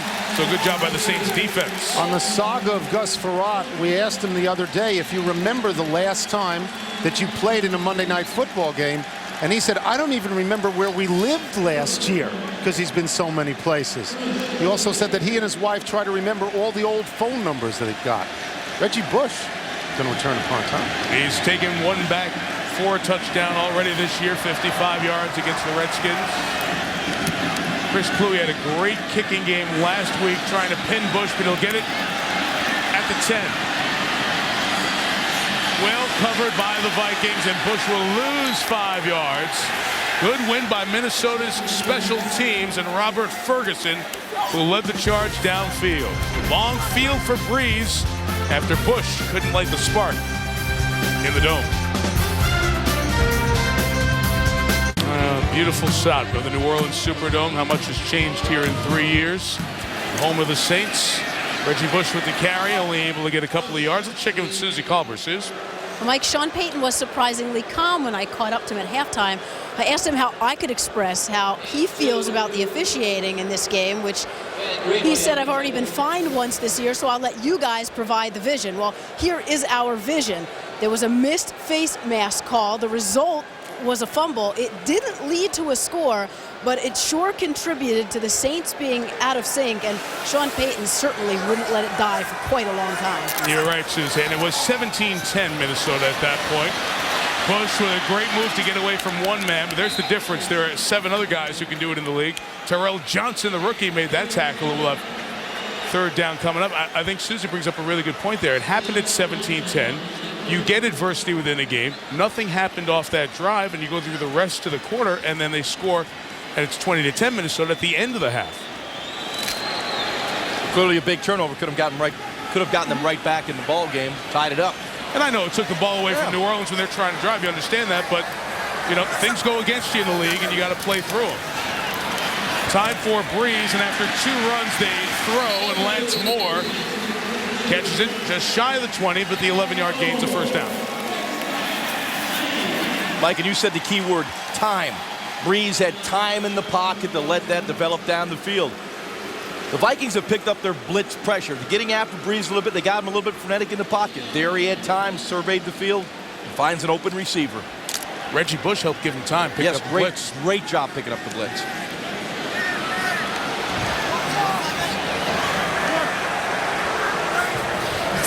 Deuce McAllister in the game will take the handoff. And only gain a yard. It has not been the momentum-building night like McAllister had during the day in here last week against San Francisco. They just flashed the graphic that Drew Brees already has 231-yard passing, and he only has 10 points. And I know, you know, that they probably spent too much time in worrying about calls that went against them. But at some point, do you get demoralized, Jaws? You say we're gaining, and we don't have any points. No. You're moving the football. You feel good about that part. You talk about the turnovers, a fumble, interception. You're going to get 6 possessions each half. You can't keep giving the ball back to your opponent. This is 2nd and 8, and Breeze loads up and goes deep into double coverage. Incomplete. What a good job by Ben Lieber, the linebacker, getting all the way back on Jeffrey Henderson. Mike, you're absolutely right. When the Saints go with their play-action passing game, it is to get something deep down the field. Ben Lieber did not get sucked into the play-action fake. He got back deep and did a great job of locating the football and tipping it away. You'll see right here, he's running down the middle. That's one heck of a job because that's Jeffrey Henderson who could run, and he's running stride for stride with Henderson. Good ball skills by Ben Lieber. Now 3rd and 8.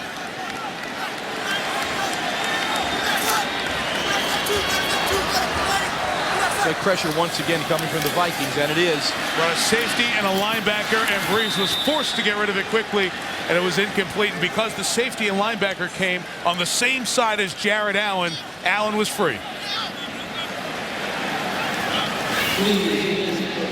Really good job by Leslie Frazier, the defensive coordinator of the Vikings, designing some pressures to get people clean. Jared Allen untouched at Drew Brees. You got to block Jared Allen.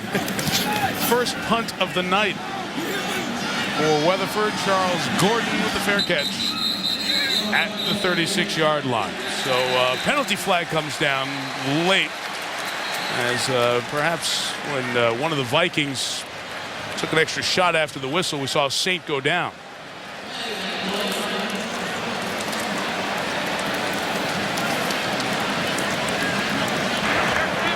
After the play was over, personal foul, unnecessary roughness, Minnesota, number 89, 15-yard penalty. Minnesota keeps the ball after enforcement of that foul, first down. Robert Ferguson, the veteran, has been good on special teams, got overzealous. The fans glad to see one go against the road team, who leads by 10.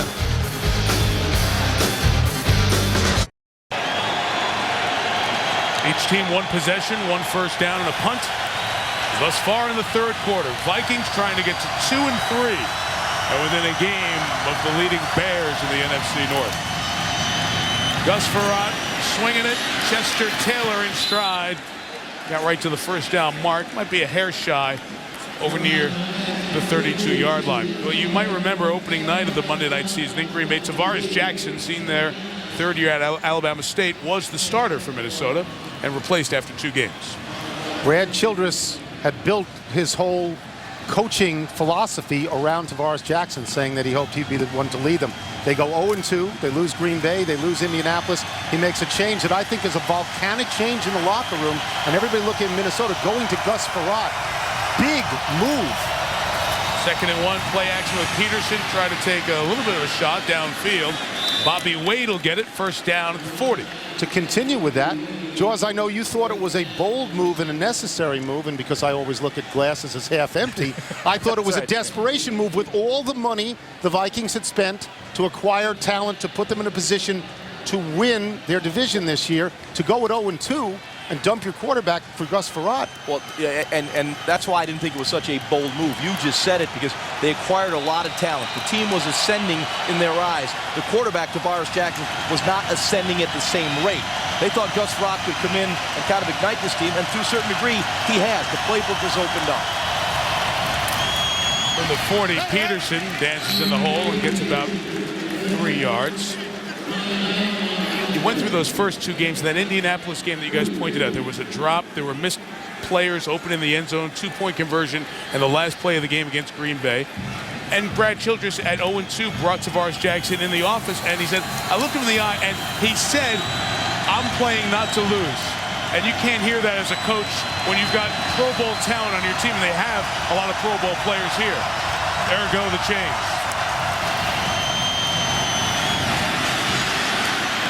Frerodte's pass is behind Adrian Peterson and incomplete. You know, guys, you get these 10 head coaches you talked about at the very beginning of the show, Tony, that come in 06. That quarterback decision often is what takes you to the top or takes you to the next job. And he made the move here early in a pivotal third season. Now, to be fair, Gus Ferrotte's rating and Gus Ferrotte's numbers are just barely better than Tavares Jackson's right now. But if they win this game, they're 2-1 with Gus Frerotte. And they were 0-2 with Tavares Jackson. So they're going to stay with Gus Frerotte and ride it out.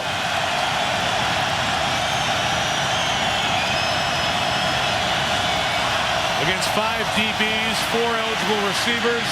Deep shot down the sideline is incomplete for Berrien. And once again, Tracy Porter, the rookie out of Indiana, right there in coverage. Well, Mike, there's one of those situations where you talk about Gus Ferrotte's arm, and I believe he has a strong enough arm. That ball was underthrown. You throw that ball deep down the field, you got a chance to make a play right here. Tracy Porter looking back, but Bernard Berrien is beyond him. He is over the top. If that ball is down the field, Berrien can accelerate to the football. It was underthrown. That's the point. It wasn't the magic pill putting Gus Frerotte in there for Tavares Jackson. Reggie Bush back to receive the punt again. Room to run after a 51-yard kick. From the 6, get the sideline. Taken out at the 19. Good recovery speed by Aaron Henderson, the brother of E.J. Henderson, who's out. And as Jaws looks at me, it was that close. It was that close.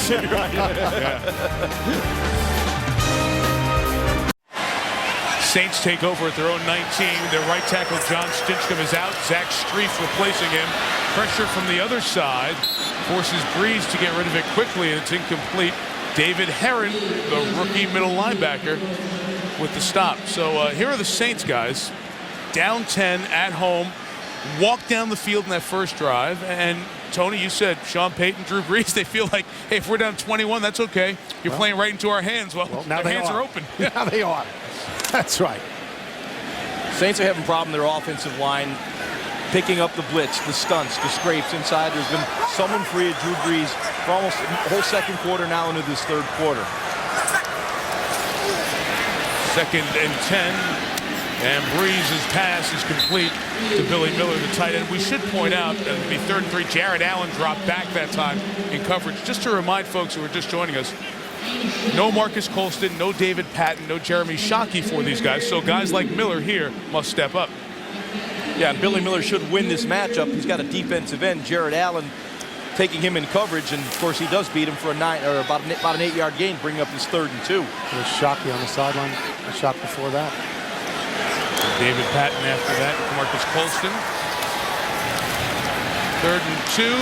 Brees hit as he got rid of it. Lance Moore caught it. First down at the 31-yard line.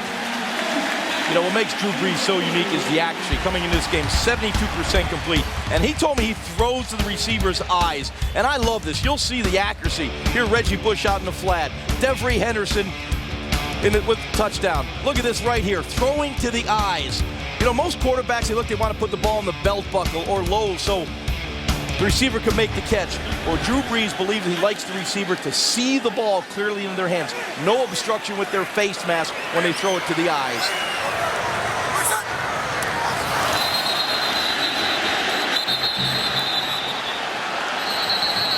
False start. Got him going there. We'll check the flag first.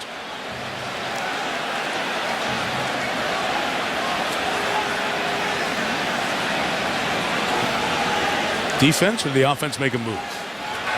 Although a defensive tackle on the opposite side of the line went into the neutral zone, that does not excuse the false start. Therefore, the false start is the ruling that prevails. False start offense number 19. That's a 5-yard penalty. The fact that it was on the other side of the line of scrimmage makes the false start prevail.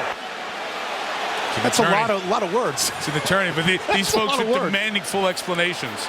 Hey, Jaws, that point you were making about Brees, here's a football. Ball coming up here. No blind spot.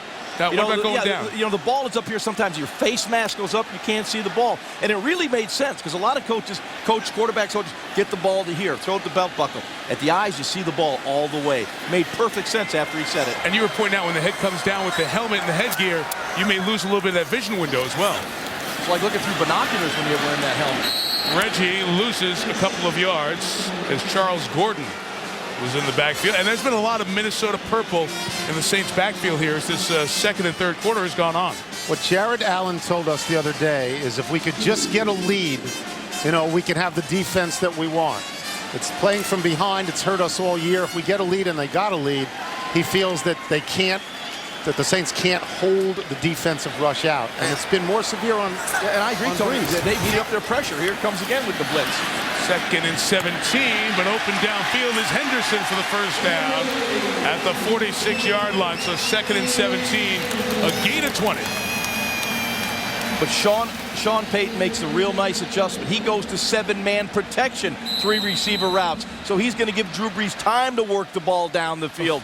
And you see a really good route by Devery Henson against Cedric Griffin. Henderson got up for a second, then went back down. So the wide receiver, Devery Henderson, shaken up as they look at him, will step out.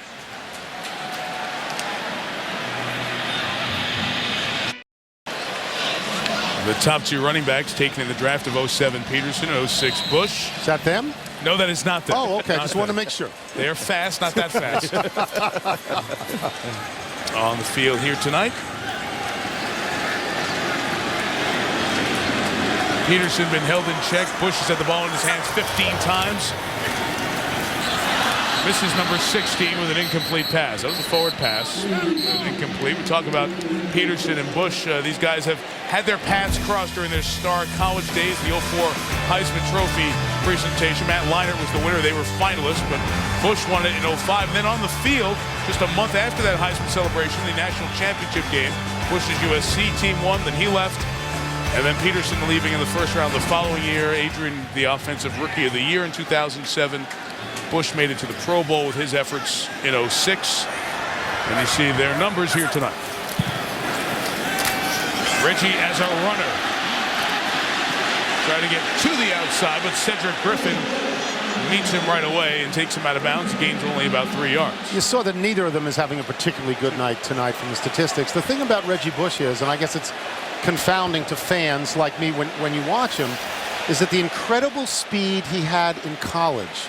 Guys in the pros are every bit as fast as he is. He doesn't get to the corner. He doesn't make that one move that sets him completely free. He hasn't had that yet. You're absolutely right. A Cedric Griffin, a guy that has excellent speed. He plays with discipline and waits for Reggie Bush to come to him. They don't overreact to Reggie Bush's speed and get themselves out of position. Just saw their season rushing numbers. Third and 8, Breeze was changing the play. Wasn't ready for the snap to fire back from Jonathan Goodwin, and we'll have 4th down.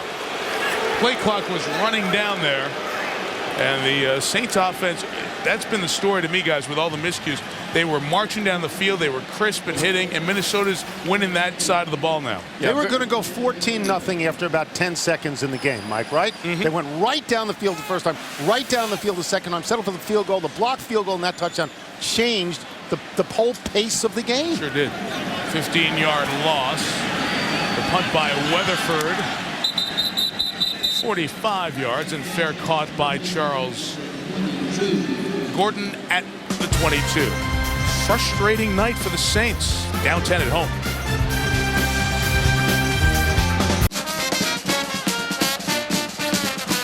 Nothing like coming to New Orleans and hearing some good music.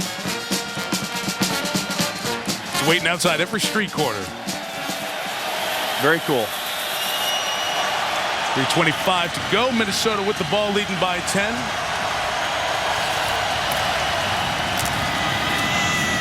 Peterson hemmed in. Gary Gibbs, the former Oklahoma head coach, is the defensive coordinator, doing a good job against the Oklahoma former star running back Peterson. If you're just tuning in, let's take you through what's happened tonight. Adrian Peterson being held in check coming into that play. 12 rushes for 25 yards, and he just lost 4. Winfield's been the star. Antoine, a return TD, the sack, forced fumble and recovery on Breeze that led to a score. Reggie Bush, he's been all right, 93 total yards. Hasn't been able to hit one big one. The normally accurate Drew Brees putting up good numbers with backup receivers, but hasn't hit that one big play to change the game since the first quarter. It's how we've arrived at 20-10. And Gus Frerott's pass is incomplete, with Mike McKenzie and Jonathan Vilma taking away Bernard Berrien. Yeah, clearly Gus Frerotte and Bernard Berrien not on the same page. Frerotte throwing the curl pattern and Berrien running the in route. Saints defense needs to make a play. Get this crowd in the game. They're getting into it now. Saints offense has been struggling for a rhythm. They're hoping for their defense to make a play.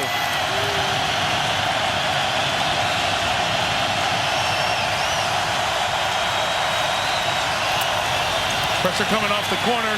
Randall Gay couldn't get to Berrien or to Frerotte. The pass is complete to Bobby Wade, but he is well shy of the first down as Jonathan Vilma makes the tackle and 3 and out. It's such an unusual circumstance in this regard, Jaws, that the New Orleans defense, which is usually terrible, has played terrific tonight. They've been outstanding. They've stopped Adrian Peterson. They've stopped Chester Taylor.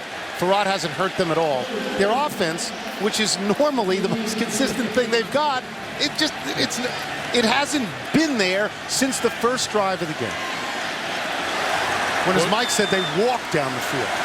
Bush one more time, got closer last time to a big return. Going to get his hands on this one at the 30. Reggie's got 2 blocks ahead of him. Can he get him? There's 1. There's 2. Reggie Bush, see you later. Touchdown.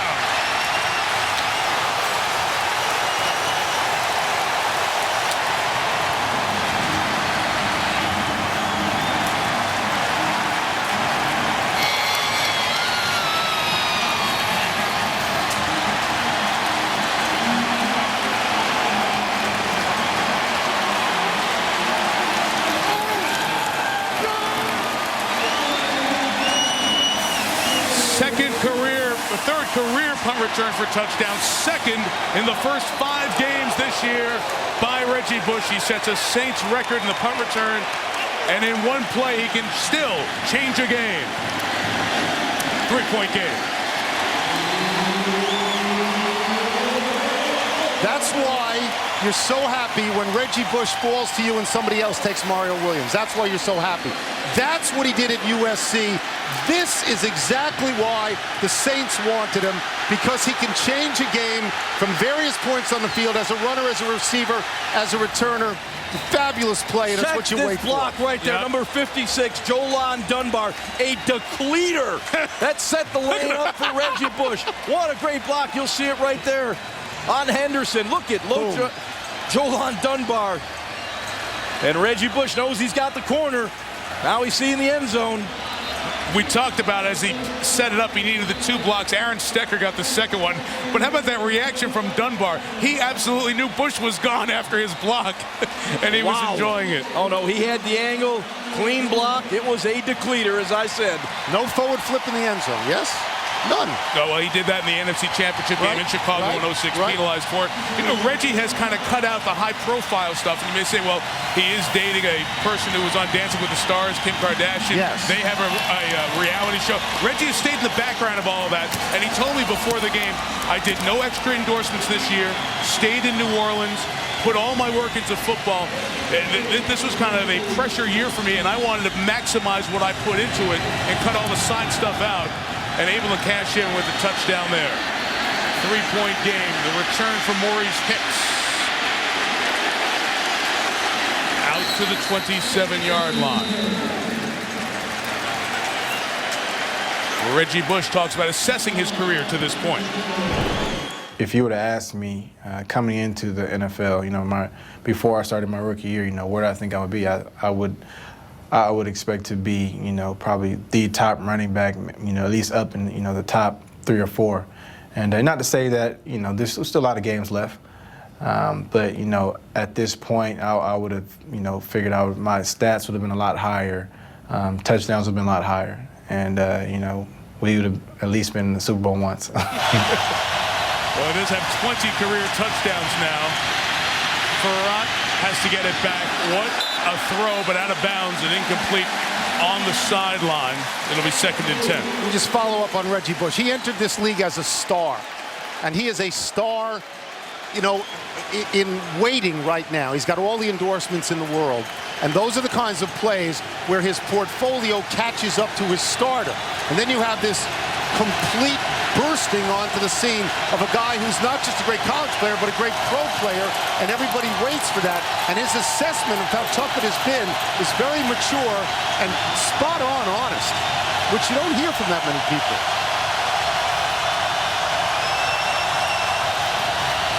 Vikings need to establish something on offense. Farrat losing it, ball live, recovered by the offensive lineman, Ryan Cook, the right tackle. Is slapped out by Brian Young. The tackles are doing a nice job tonight without Cedric Ellis. And Brad Childress continues to dial up plays, trying to get the ball down the field. He sees that the Saints have loaded up the box. He's going to throw the football. You see Brian Young make a terrific play as Farrat was looking deep down the field for Bobby Wade.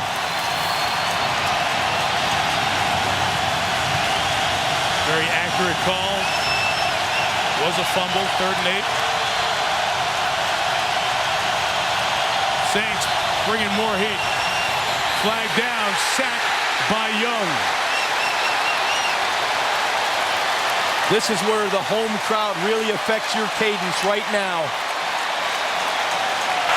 Before the ball was snapped, ball start. Offense number 62. 5-yard penalty. It's 3rd down. Cook, who just recovered the fumble a moment ago. The snap count, Mike, gives the offense an advantage. When you have to go on silent counts and ball key, that negates that advantage. And quite honestly, that gives a defense the advantage. Ball key, you're just looking at the ball? Just looking at the ball. They're in a situation now where you really can't hear anything. You'll see just that slight movement from Ryan Cook before the ball. Again, offensive line, the wide receivers all have to look back in the ball because they can't hear anything at this point. Called a silent count because in their minds it's pretty quiet. Timeout, Vikings. They appear on the verge of unraveling right now. After the Bush touchdown and the crowd getting into this and they're not making no moves offensively, Jaws, unraveling? Well, they're still sitting with the lead right now, and I think that's really the key to this football game. They have the lead, so their defense can come on the field if they have to, and they've done a good job of slowing down the Saints offense. Seen the NFC North against the South a couple of times this week, and Atlanta beats Green Bay at Lambeau, thus allowing the Bears to have the lead and the Vikings trying to equal the Packers at 2 and 3. Meantime, in the South, everybody's over 500, so New Orleans needs to win here to be tied with the Buccaneers and the Falcons. We're going to see the Bucs and Panthers later on in the year, the Saints and the Packers. There'll be some type outs. Remember, the NFC East is so good, you may have to win these other divisions to get in the playoffs. Long way to go, Mike. Long way to go. Yeah, I hate to say playoffs in October, but they'll start beating each other up over there in the NFC East. 3rd and 13. Surratt had nothing going. Chester Taylor tackled by Jonathan Vilma. Flag down in the secondary. Opposite side of the field from where the ball was. Mike McKenzie was covering Andre Allison. The flag is down. Pass interference offense, number 84. That penalty is declined. Brings up 4th down. Obviously, the call was on Andre Allison, pushing off Mike McKenzie. And the fans start to cheer just looking at Reggie Bush back deep to receive.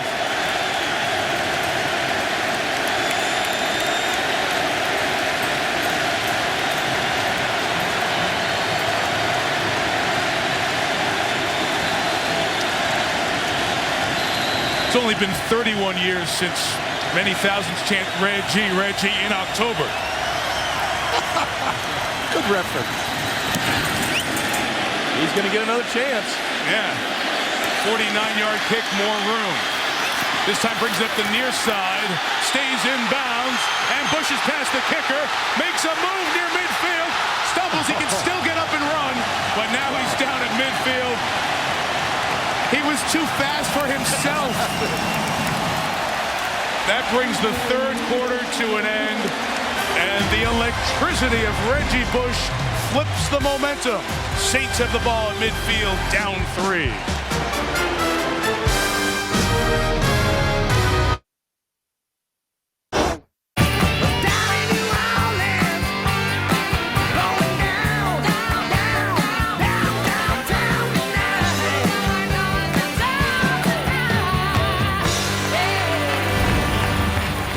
We have had many exciting quarters this year on Monday Night Football. No different here. 3 good quarters. Saints trying to erase a 10-point deficit. The pass is incomplete, intended for Aaron Stecker. Was it a forward pass? Yes, it was. And it will be 2nd down. Stecker a drop. Everything that Reggie can do we've seen on display, including some ability to run the ball. 29 rush yards, 64 yards. This is where he has become the most effective on a down-to-down basis as a receiver. But this is where he puts the remote down and says, you've got to watch him. Reggie Bush taking it 71 yards in the 3rd quarter. Coasting, kind of Usain Bolt. 10 yards from the finish line, knowing he's going to break the tape first. 203 total yards for Bush here tonight.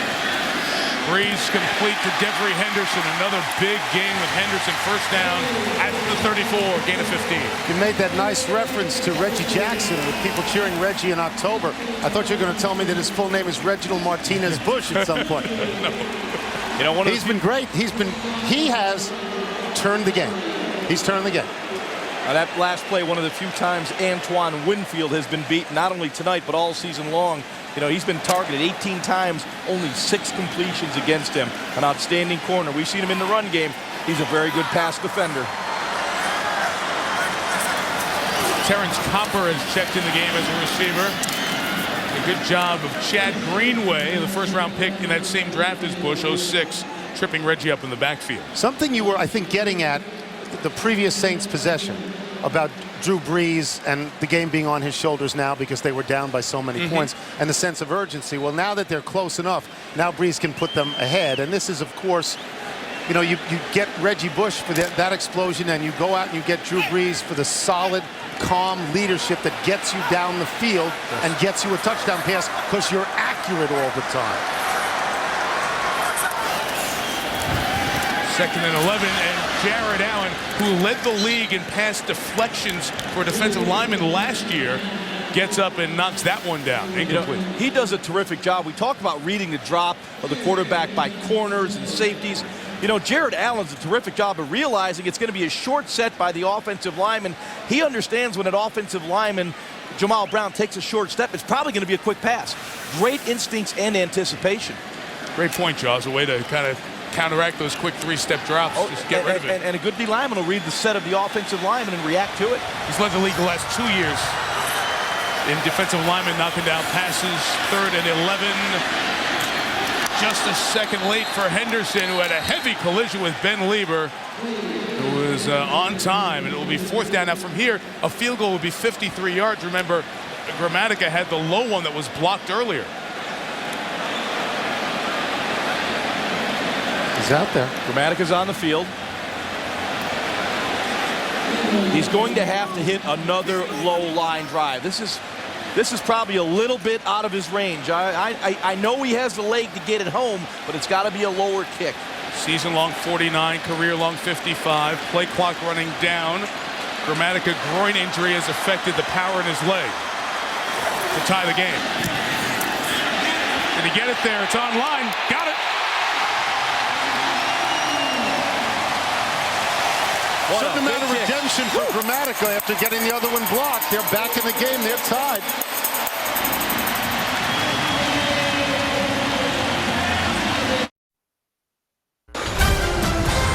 ESPN's Monday Night Football is brought to you by IBM. When you're ready to stop talking innovation and start doing, visit IBM.com/doing. DirecTV. If you call yourself a sports fan, you gotta get DirecTV. And NFL.com. Play the NFL Playbook Challenge and NFL Touchdown Challenge at NFL.com today. Back here in New Orleans, the end of November, to see the Packers come to town. It's a great old stadium, the Superdome. It opened in '75, was reopened in '06 after Katrina. You've seen a lot of celebratory times in here by other people. Final Fours, Super Bowls, national championships, not often the home team. All even at 20. Maurice Hicks hasn't been far from a good kick return tonight. And brings it back to the 28-yard line for the Vikings. Kind of an interesting time. You saw Sean Payton very uptight. Tony mentioned at the top of the show, both of these guys were at the same college, Eastern Illinois, at different times. They are separated by some 8 years in age. Mike Shanahan had also coached at Eastern Illinois, but Sean Payton, as you said, beginning, Tony, has the contract extension. Brad Childress in the 3rd year, the quarterback change. Doesn't want to see a team fall to 1-4. Absolutely not. So some of that pressure, the background of what's going on here in the last 13-14. This drive is critical for the Vikings. Durant gets turned the right way, gets into Peterson. Feels like it was the most room Adrian's had to run all night as he gets about 7 yards. There is, I mean, in Minnesota right now, the buzz is at the fans, and maybe you don't care what the fans think, but they're close to mutiny against this particular team because of the expectations of the team and losing the first 2 games at Green Bay and against Indianapolis, then making the quarterback switch. There was sense in Minnesota that Breeze would pass for 800 yards against them tonight. Minnesota had this game not safely in hand, but was leading till just recently. Big series. After Peterson's longest run of the night, 7 yards, a flag on the Vikings. Ball start, offense number 74. 5-yard penalty, it's 2nd down. Jaws, you were talking, big drive for Minnesota. Given what we've seen from them, where can they go to establish something here? That's a very good question, because up to this point they have established nothing. You know, the bedrock of their offense, the foundation, has been the running game. They have not gotten Adrian Peterson going. There's been a lot of pressure on Gus Rott right now. I believe way to negate some of this pressure is go with the screen game. Either your normal screens or get the ball out in the perimeter, some of your playmakers, the wide receivers. Another flag, and the Saints home crowd becoming a big factor here in the 4th. They're going backwards. Ball start, snap infraction, center. 5-yard penalty. 2nd down. Here's the worst thing that the worst news that Brad Childress can have. Every day, apparently, Ziggy Wilf, when he goes to his office in New York, listens on a computer to Sports Talk Radio in Minnesota. Well, that's not been kind to the Vikings lately. You know what? Anyone that is going to make decisions based on talk radio, they shouldn't be in that position of owning a team. Thank you. I do talk radio. So does Mike. Farad throws for his tight end Mills. Well covered and pressured. Bobby McCray, who they signed in the offseason out of Jacksonville, got in there. And you think it was loud the last 2 plays? Wait till 3rd and 13. It's all about the pressure right now. Bobby McCray getting off Bryant McKinney, getting the pressure off Gus Farad. He had a receiver open downfield. He could not set his feet to throw the football accurately. Saints right now bringing the heat.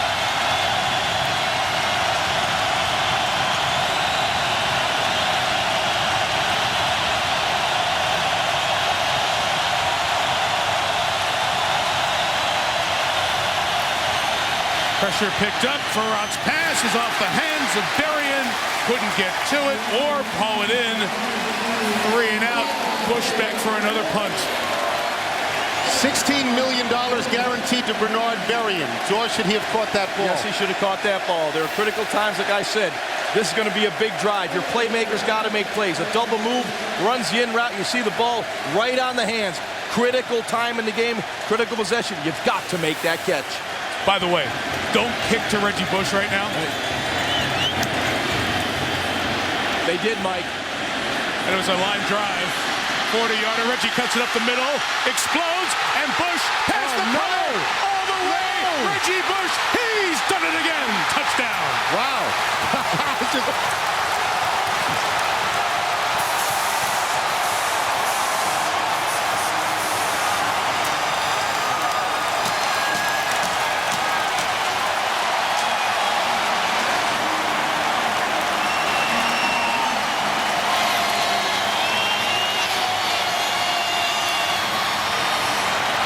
Somebody has to explain to me, why on earth do you kick to him after 1 return and a 29-yarder that if he didn't stumble, he would have brought back to the house? And everyone's been a heartbeat away from taking it back. Here, a low line drive kick. The wall is set up. Your coverage team has no chance to set up their defense for Reggie Bush, and he takes it to the end zone once again. I agree with you, Mike. People don't kick to Devin Hester. Why would they kick to this guy? No, just add him to the list of people you do not punt to anymore. This is a star is born for Reggie Bush in the NFL. Thanks. Extra point is good. Reggie Bush ties the National Football League record. 2 punt returns in a game for touchdown. He's the 12th man to do it. The last was Eddie Drummond of the Lions in 04. And Reggie Bush to the NFL record book. A spectacular night.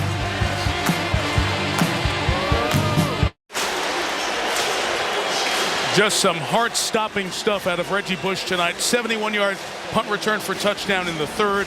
This one 64 yards, tying the NFL record, 2 in a game. He has 3 on the season. 3 men have had 4 punt returns for touchdown in 1 season.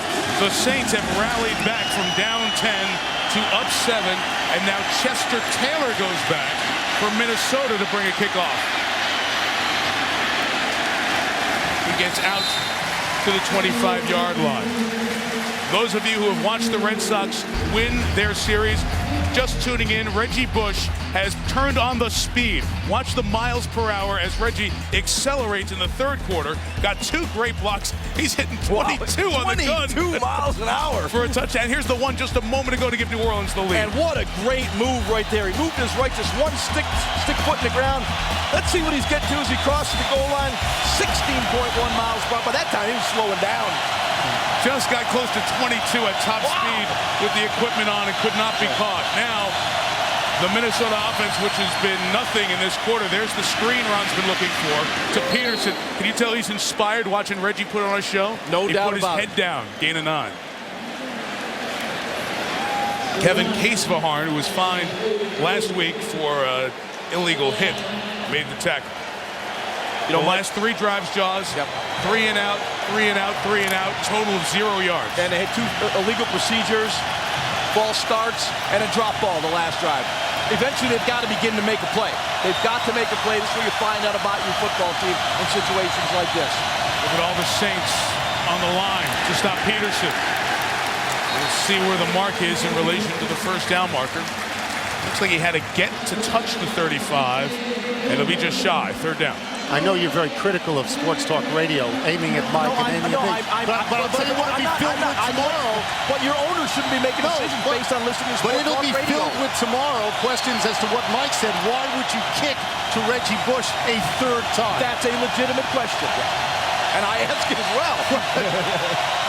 We'll give you the call-in number. And you should kick it out of bounds. That's simple. Peterson pounds through the middle and gets the first down.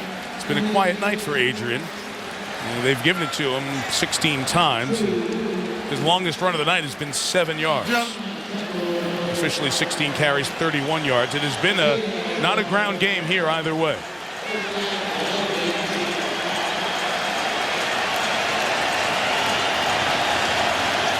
Saints defense has played one heck of a football game tonight. They really have. That defensive line has been outstanding. Then you got to go to the linebackers. I mean, they've been all over the football field tonight.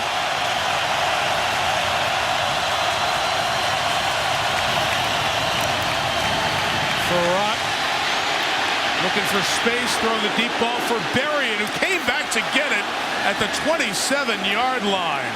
And Farrat is down. The completion was 40, and Farrat has been shaken up. 36, I beg your pardon, on the completion.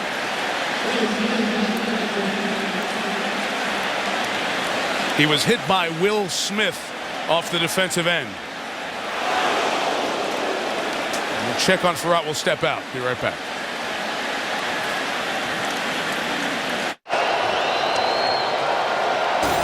What's up? Stuart Scott with the Sports Center right now. Coming up next on ESPN, Steve Young and Emmitt Smith join me for the GMC Sierra postgame show. We'll break down this game. Of course, by that time, Reggie Bush might have 4 punt returns for a touchdown.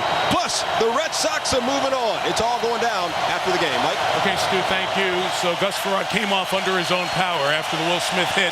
He's out because of an injury stoppage. That means Tavares Jackson must come in to take a snap from the 27. He'll give it to Adrian Peterson, who cannot get back to the line of scrimmage. Good job by Tracy Porter and Scott Shanley on that play. Here's the hit Farrat took. He's coming back in the game now. So you want to play quarterback in the National Football League, huh? Well, here's what you got to deal with. Wow. Will Smith with a legal hit. Farrat down, but he's back up. Still able to complete it downfield. 3 Saints down there, and Bernard Berrien comes back to get the ball. This is a heck of a throw, and Berrien does a really good job here of locating the football and helping his quarterback out by coming back and making the catch.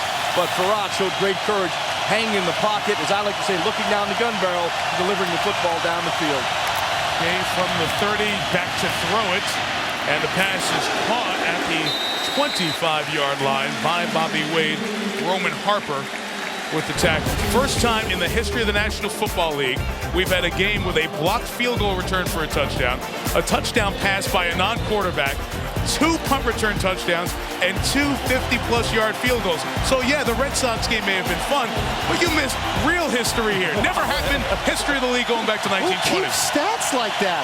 Who would know to even put all those 4 disparate things together? I would just say to that person, get a life. Wow. That was outstanding. Such a random collection of facts. It's been that kind of night. It's been a little bit everything. From the 24, in field goal range, down 7, flag down, Andre Allison the catch. He gets it to the 9-yard line. We're going to mark him out at the 10, but check those 2 flags if it's the same infraction.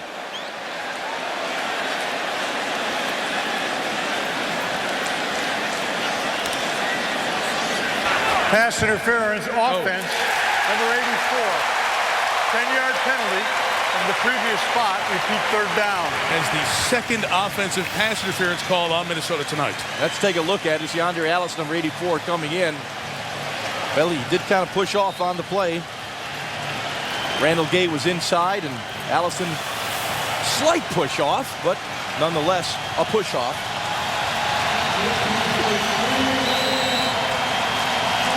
You know, last week, Pittsburgh Baltimore. We had a hard-hitting game, but this has been an old snot knocker tonight as well. Nice turn of the phrase, Joss. Very nice. Need to get to the 17 for a first down. Play clock at 3, as you see.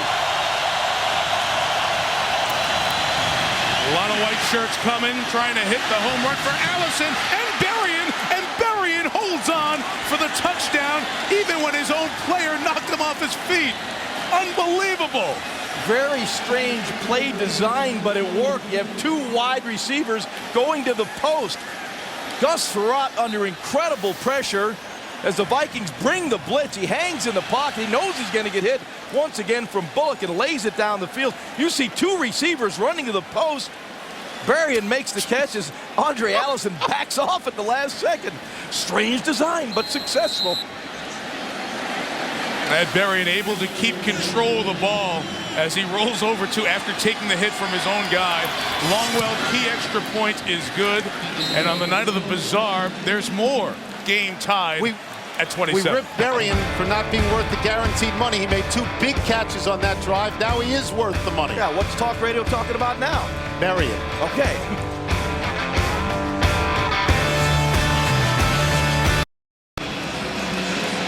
Dome's seen a bunch of good stuff over the years. One of the better regular season games in this building. And how about Gus Frerotte on that drive? Not only was he 4 of 4, 85 yards and touchdown, he got knocked out for a play. He was knocked almost cold on one play and came back in. 37-year-old Gus Frerotte, who has started in 7 different places, 85 times now in the National Football League. Brad Childress turns to him a couple of weeks ago. And even when Reggie Bush sucked the life out of the Vikings, Frerotte with a veteran response. Our game is even at 27. Pierre Thomas from the 1. What a great play by Cedric Griffin. He read that, was all over it, makes the tackle. For those of you who may have seen the baseball, I'll give you a little flavor of just the second half. And the first half was off the charts ridiculous. Reggie Bush, 71-yard punt return in the third, made it 20-17. Martin Grammatico had a field goal blocked for a Viking touchdown in the first half. Bombs one from 52, ties the game at 20, and then after another 3 and out, Reggie on the run again, a second punt return in a game, tying an NFL record. With the ensuing drive, just ended a moment ago, 2 players from the same team in the same place. Berrien catches it, and here we are, new game at 27. Bush, Antoine Winfield brings him down, loss of 2 on first down. Antoine Winfield does a terrific job of diagnosing this play from the corner position. He sees the run to the weak side. He fires from that corner position and blows it up in the backfield. Antoine Winfield has been absolutely outstanding this evening. Tracy Porter walking off the field. It's a bad sign. The right cornerback, the rookie, has been so good starting every game. They have Mike McKenzie and Randall Gay back there, but Porter has been covering Berrien a lot. Injured there. Penalty number 17. Start, offense tonight. Number 77. 5-yard penalty. It's second down. Well, we talked about Winfield, his run-stopping ability. How about the first half that he had? He also set a little bit of NFL history with his performance in the game. The blocked field goal by Kevin Williams right into the waiting arms of Winfield, who took it the distance for a touchdown. And then on this play, able to do a great job hitting Aaron Stecker. The pressure on Drew Brees, knocking the ball out and taking it away. All happening in the first half for Winfield. Second along with Brees, complete to Meacham to the 20-yard line. There's the summation of Winfield's night. First time we've had a player since '82 sack, fumble recovery, and blocked field goal for a touchdown. The list of records in this game would take 15 pages to write of all the odd, disparate things that have happened in this game. And you may wonder why 1982 is the point of reference there. That's when sacks became an official stat. And on top of that, Winfield has 8 tackles, and they probably won't throw his way on 3rd and 7. Well, that last play, Brees did a nice job of just being patient. You know, it was a 2nd and 15. He got half it back, getting a more manageable 3rd down situation. Going empty, spreading out the field.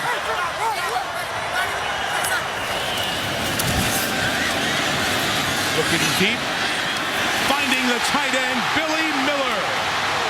Taken off by Griffin. What a shot. Miller shaken up on that.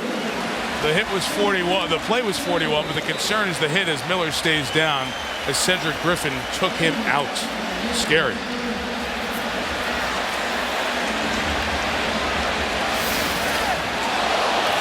Heck of a throw by Drew Brees. Looks right, comes back to his left, finds Billy Miller in the seam, protecting the football, and Cedric Griffin coming from his blind side makes a heck of a shot. And that'll be a fine, I would guess. It looks like a helmet-to-helmet hit or darn close to it.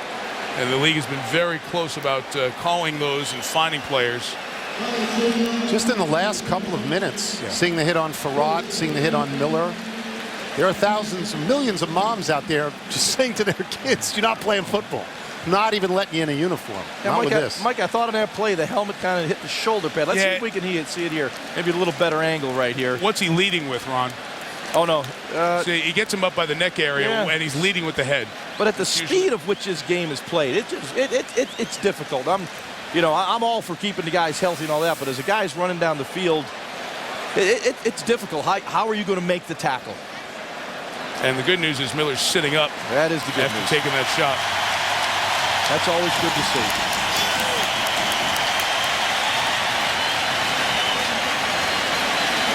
There has been some hard-hitting shots tonight. That's so good to see. Yes, it is. Jeremy Shockey, who's out with a hernia injury, out there to greet him. He paused over that as if not wanting to go there. He's quabbling with the little layout of that hit. You can hear it and see it. Wow. Yeah, you're right, Mike. This is a tough game to play. Okay, so to the 39-yard line go the Saints at the 5-minute mark. Deuce McAllister, we haven't seen much of him tonight, but he gets down to the 33-yard line. Reaching the point in the game where this is what you paid Drew Brees for. This is why you bring him over to lead a team to victory, tie game, whatever, march down the field. And it was interesting what Sean Payton said. The star of the game, obviously, is Reggie Bush. But Sean Payton told us the other day how Drew Brees wanted to stay in San Diego and ended up here in New Orleans. And he said, I wanted the Green Bay job, and I got hired here. Reggie Bush wanted to go to the Texans' #1 draft, and he ended up here. It's worked out wonderfully. If they win this game, it's those three people winning the game.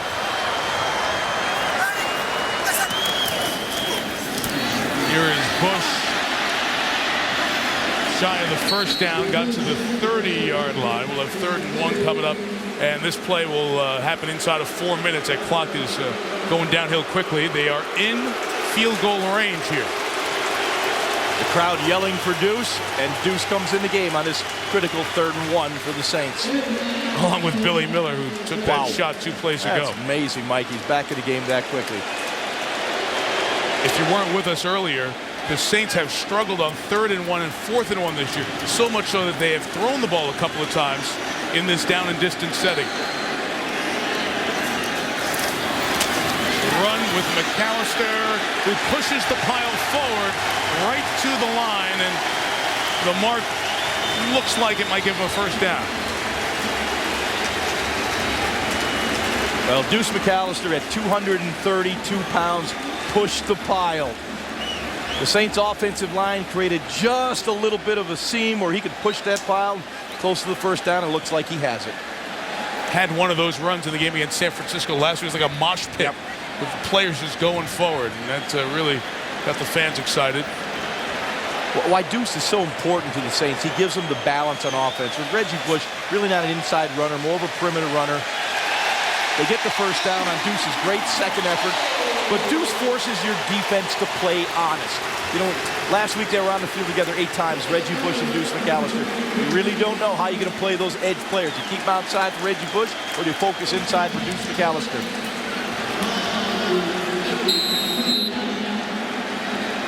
For Reggie, it's like when he had Lendale White at USC. There was a power back to allow Bush to be the edge back. A little thunder lightning backfield. You see that clock spinning down. Keep in mind the Vikings 2 timeouts remaining.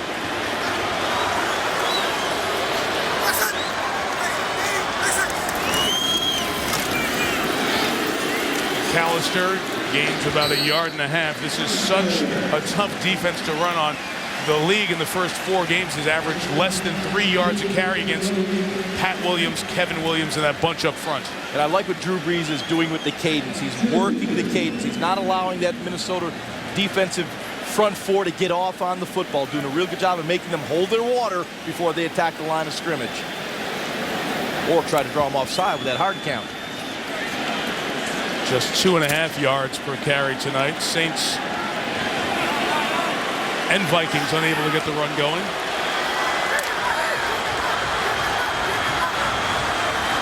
Play clock runs out. Did you get the timeout in time? I think the sideline called it. Yes, they did. Timeout New Orleans.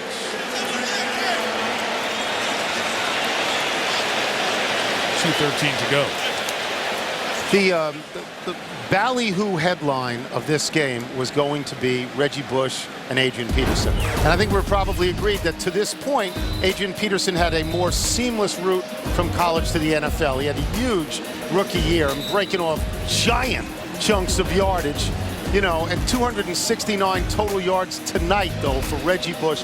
2 punt returns for touchdowns. Reggie Bush utterly eclipses Adrian Peterson tonight. I know there's a little bit of time left, but Peterson held in check by what is thought to be a bad defense, and Reggie Bush just explodes. Credit, as you mentioned, alluded to, the New Orleans defense. Been great. That was the one unit that you doubted that played over its past performance sheet, if you will, tonight. And with Cedric Ellis out, you expected them to be vulnerable up the middle. 2-minute warning could come after this play. 2nd and 8. In field goal range, Brees trying to get it toward Aaron Stecker, and we'll get another play before the 2-minute warning at 2:09. And you start thinking about Martin Gramatica, who's had a couple of interesting sides this night. The kicker had a field goal blocked early on, hit one from over 50 earlier in the second half. Here is the block. Again, working off a groin injury. Could not kick off last week. Has not kicked off here in the second half tonight. But then the long one that he's able to drill with a couple of yards to spare from over 50. He's missed a game-winning field goal, potential game-winning field goal this year in Denver. They're down. Brees throws incomplete, and Devery Henderson not back where Brees threw the ball. So we're going to get the kick here with 2:04 to go. And Mike, you know, so important that you get these kicks off in good time. We've been timing the kicks from Gramatica here. Mike Black, former kicker, got the stopwatch on him. His last kick was 1.5 seconds. It should be about 1.25 seconds to get this kick off. Guarantee you, on that sideline, the Viking coaches have been timing as well. They know he's a little bit slow getting the kick off. You're going to see the edge pressure coming on this field goal attempt. Gramatica, with 2 minutes left at Denver, missed a 43-yarder. Broncos ended up winning that game over the Saints. Gramatica left not speaking to reporters after that. From 46 for the lead. Come on, come on. Leaking left. No good. No good. And with 1:58 left at the 2-minute warning, the Vikings have to go about 35 yards to get into Longwell's field goal range. They had missed field goal problems last year. They brought in Gramatica. Problems again this year. What's up? Stuart Scott with the Sports Center right now. Coming up next on ESPN, Steve Young and Emmitt Smith join me for the GMC Sierra postgame show as we break down this relentlessly hard-hitting game. Plus, the Rays' dream season continues. They eliminate the White Sox and move on to face a Red Sox team that also clinched. Mike, it's all going on after the game. It just might take a while. Stuart, thank you. Minnesota takes over at its own 37. 2 timeouts remaining. They went 75 yards in 7 plays last drive to tie the game. Start with an Adrian Peterson run for 2 to the 39-yard line. Let's see their sense of urgency. We mentioned the Gramatica missed field goal against Denver. This is a couple of weeks ago. 34-32, 43-yard field goal attempt around the exact time. 2 minutes left. That one was missed to the right. Last year, Olindo Mare had some key misses, including one in a 16-13 loss to Carolina. You see the devastation of a couple of weeks ago for Gramatica. He now anxiously watches his defense. Farrat to Bobby Wade, caught it, made a move, still inbounds. It's 3rd down, 80 seconds left, and a timeout is taken by the Vikings.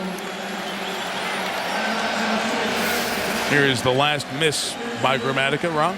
Yeah, you can see once again there was pretty good pressure from the Minnesota Vikings, but he clearly pulled that kick to the left. Not happy about that one. Obviously. What a weird night for him. Yes. Kicks one from 53, which nobody thinks he can make. Misses this one, and the first one gets blocked and returned for a touchdown out of midair. Big 3rd down here with the Minnesota Vikings.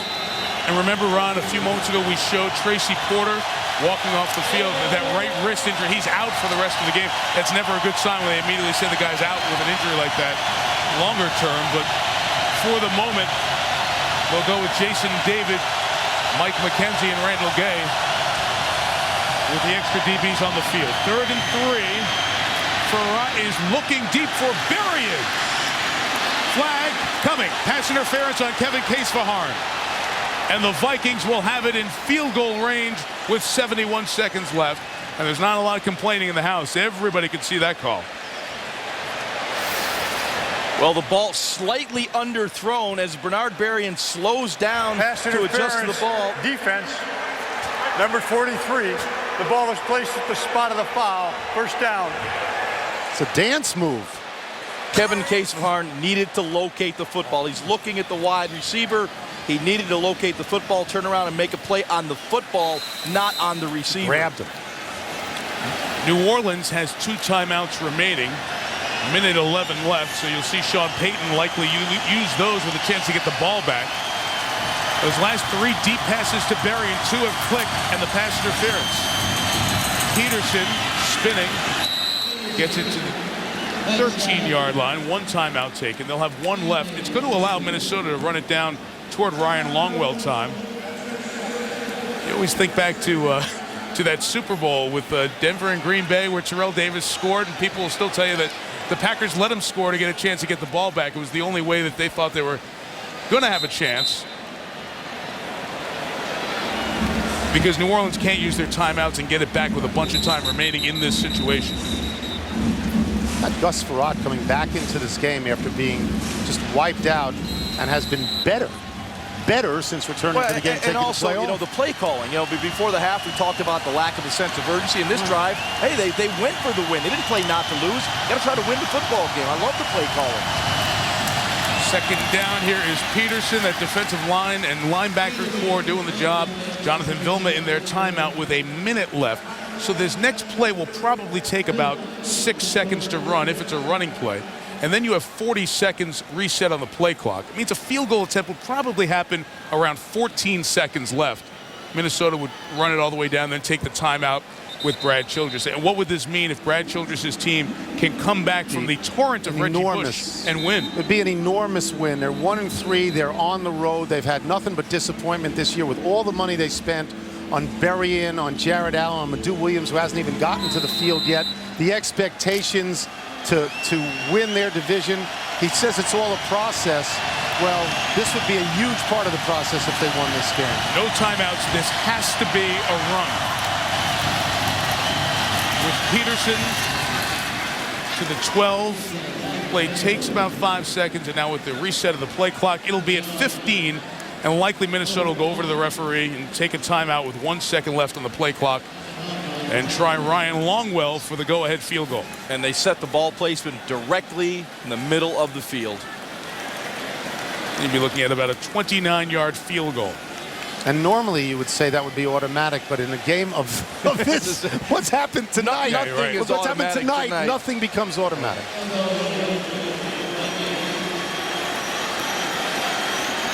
Hot seat for him, for Brad Childress. It really is. I know you laughed at the Sports Talk Radio stuff, but he had to change quarterbacks.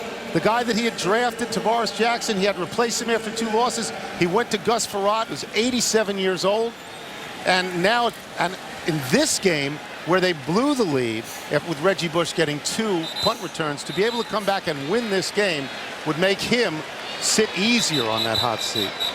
Men of the moment, Colin Leffler, the snapper, the punter Chris Kluwe, who holds.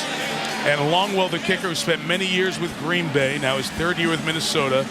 He's been in pressured kicking situations with both NFC North rivals, and he's come through many times. 3 game-winning kicks for the Vikings. 30-yard field goal for the lead. Vikings lead by 3. 13 seconds left. I think we'll see Reggie Bush go back on this kickoff here for the Saints. I don't believe they will kick this deep no matter who is back there. Based on what has happened so far this evening on punts and kickoffs, the Saints have brought a lot of kickoffs back in good field position. This will be a squib all the way. So often, so many of these games in this very unpredictable league come down to a kick. And tonight, groin injury, struggling, whatever it is, Grammatica missed his, Longwell made his. And that's the difference for the moment with 13 seconds left. A truly bizarre football game. Yeah, it was 20-17 Vikings at the end of the third quarter. And the Vikings have put up 13 here in the fourth. And the Vikings just may have found a guy to rally around. Gus Frerotte. A day when Adrian Peterson was literally taken out of the game, his rushing ability negated. Frerotte comes up with a big game. Big plays down the stretch to put him in this position. A likely Viking lead, but like I said, it's been such a bizarre game, you just don't know. 10 with each team in the fourth quarter. That goes through a player's feet, and Aaron Stecker just goes to turtle on the ball at the 24-yard line to try to save as much time on the clock. Once it hit one of the up players, that started the clock, so it bought the Vikings 3 extra seconds of a runoff. And Sean Payton has always done a really good design with gimmicks and gadgets in these situations. I remember play when he was with the New York Giants. Last play of the game against the Eagles, he had like about a 70 or 80-yard play that got him down to the 1. Yeah, so you think he's got this in the book? Yeah, he does. He does. He does have a play in the book for this situation. Absolutely, Tony. I know it may sound absurd, but there's a play they have for this. Everybody has something where if it's not deep, you start the laterals, the setup. We saw Andy Reid run it in Dallas the second Monday night of the year. 12 seconds left. Breeze needs to buy time. He's going to launch a deep one here with tall receivers Henderson and Meacham up there. And the ball is intercepted. Yes, it is intercepted by the Vikings. The rookie Tyrell Johnson gets his first NFL interception, sends them to the exits, and sends both teams to 2 and 3. The fourth Saints turnover on a night of miscues brings this to a close. Well, it looks like the Vikings did a better job of leaping for the football than the Saints did. You got to have one guy leap, and the rest of those receivers just hang around for the tip. No one leapt.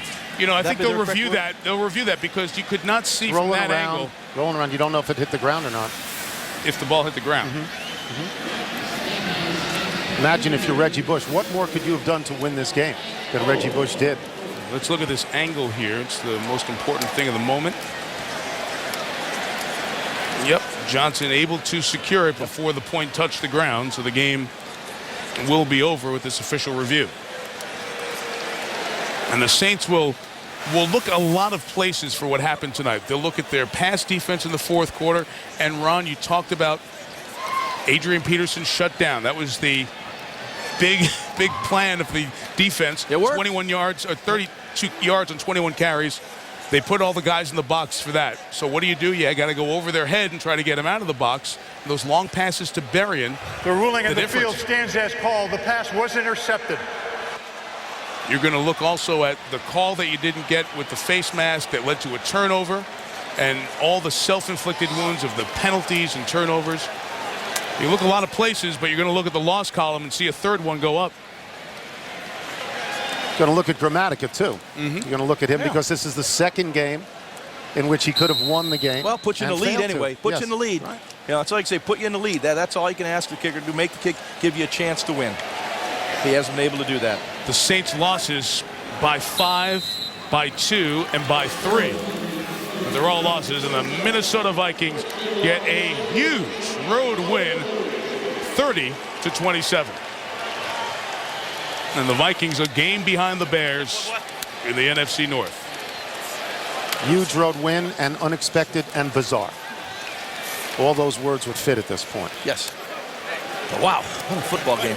I'm exhausted. And Gus Frerotte, almost 11 years after his last start on Monday Night Football, Wins. he beat Troy Aikman in that one. As you said, wins. We got to get Jaws to a cold tub because he's completely exhausted. Suzy Kolber with Gus Frerotte. Gus, so many games you've played in your career. What will be most memorable about this one? Well, I don't know. I was a little fuzzy. I threw the one deep one to Bernard, and just just the resiliency of this team. It's a never die attitude. I mean, they have 2 punts returned for touchdowns, and we still are able to come back and play together as a team and keep our composure and win the game. And that's what it all comes down to. Defense, it's back and forth with them, but they did a great job. And offensively, sometimes we struggled, but when we needed it, we came through. Well, you're talking about resiliency, and on a game-tying drive, you were knocked out for a play and came back to throw that long touchdown. How do you do that? I wasn't really knocked out. I was fuzzy. I mean, I was awake, but I knew that I wasn't going to be able to get up. So I had to give T-Jack a little bit of time to get ready. But I was up, but it was a pretty good hit. And, in this league, you got to make some of those plays to win the games, and that's what we needed tonight. What's this say about longevity of a career? I don't know. They call me old school, so it's just fun, man. I'm just having a lot of fun. I feel privileged to play with all these guys and just come out here Monday night and do it. Congratulations. And Gus and the Vikings go home to play the Lions, while the Saints will welcome the Raiders here in the Dome on Sunday. Reggie Bush tied a National Football League record. Hank Williams Jr. in person in the house to see. 2 punt returns in a game on a Monday night. A lot of special teams plays were key. In the end, the Vikings win 30-27. With Tony Kornheiser, Ron Jaworski, Suzy Kolber, our entire crew, Mike Tirico. Good night from New Orleans. See you next Monday night for the Giants and the Browns.